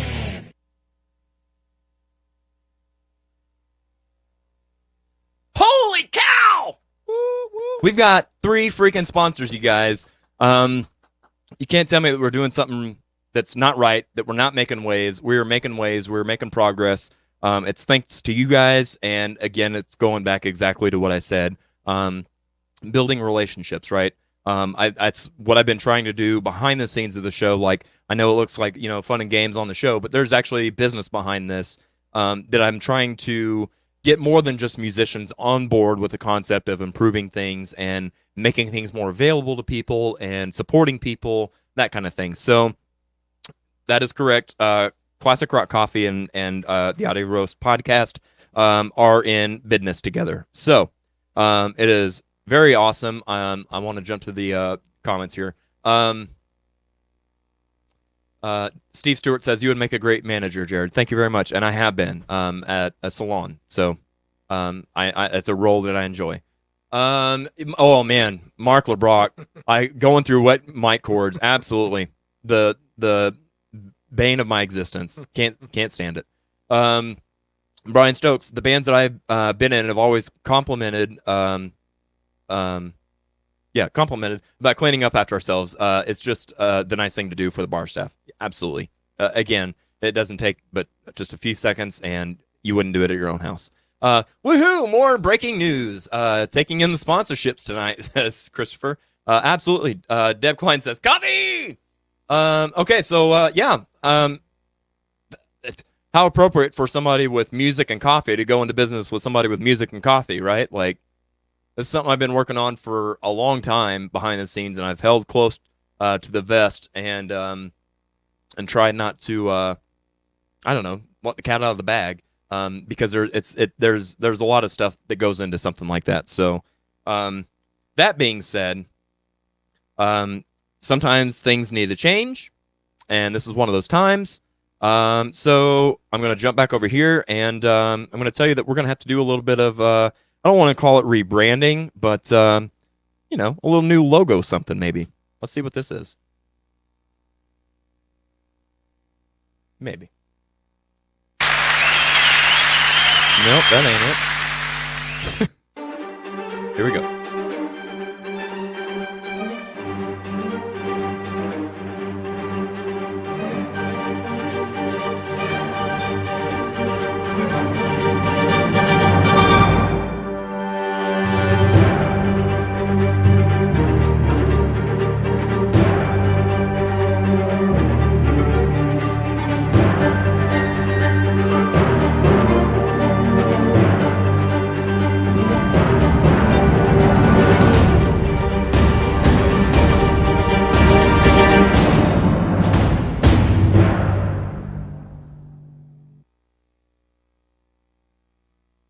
that's it. That is our going to be our new logo or our new artwork, whatever you want to call that.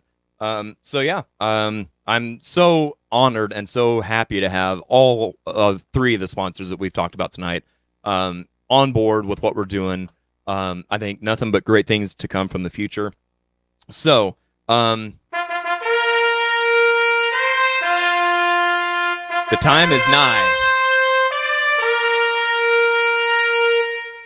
Just when you thought you had all the answers, I changed the questions. Okay, so like I said, I am so freaking excited. You have no idea to have all these people on board. But I have a major announcement, and this is also something I've been working hard for quite some time. For those of you who have been on the show, you'll know why. But for those of you that have not yet and will be, get excited. And for those of you that watch every week and then just enjoy the show, you should get excited as well. Because here's the deal. We talked about what's going on with Facebook. Are we going to have to jump over to YouTube? All this stuff, yada, yada, yada. I'm just going to spit it out. Make my little announcement here. We're moving.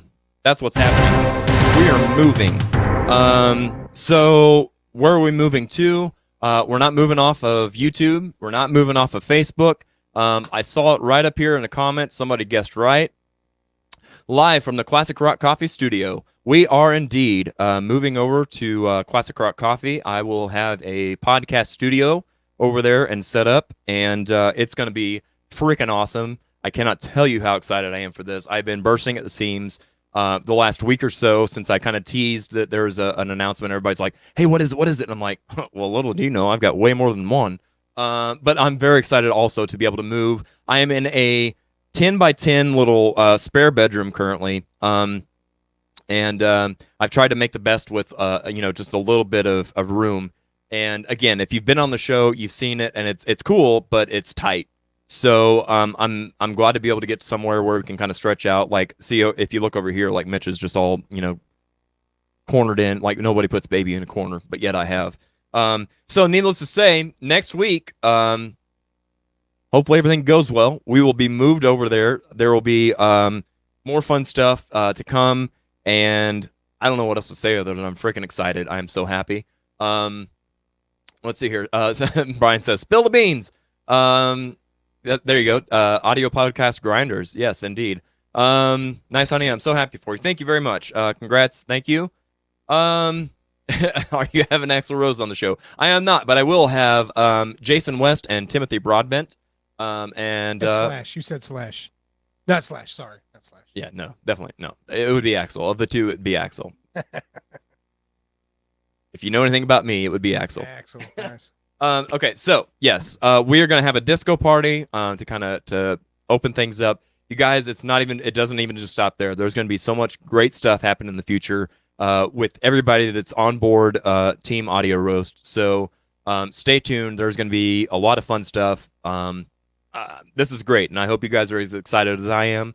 Al says, "Damn, I knew nothing, just psychic." Yeah, maybe all the Poltergeist movies you've been watching.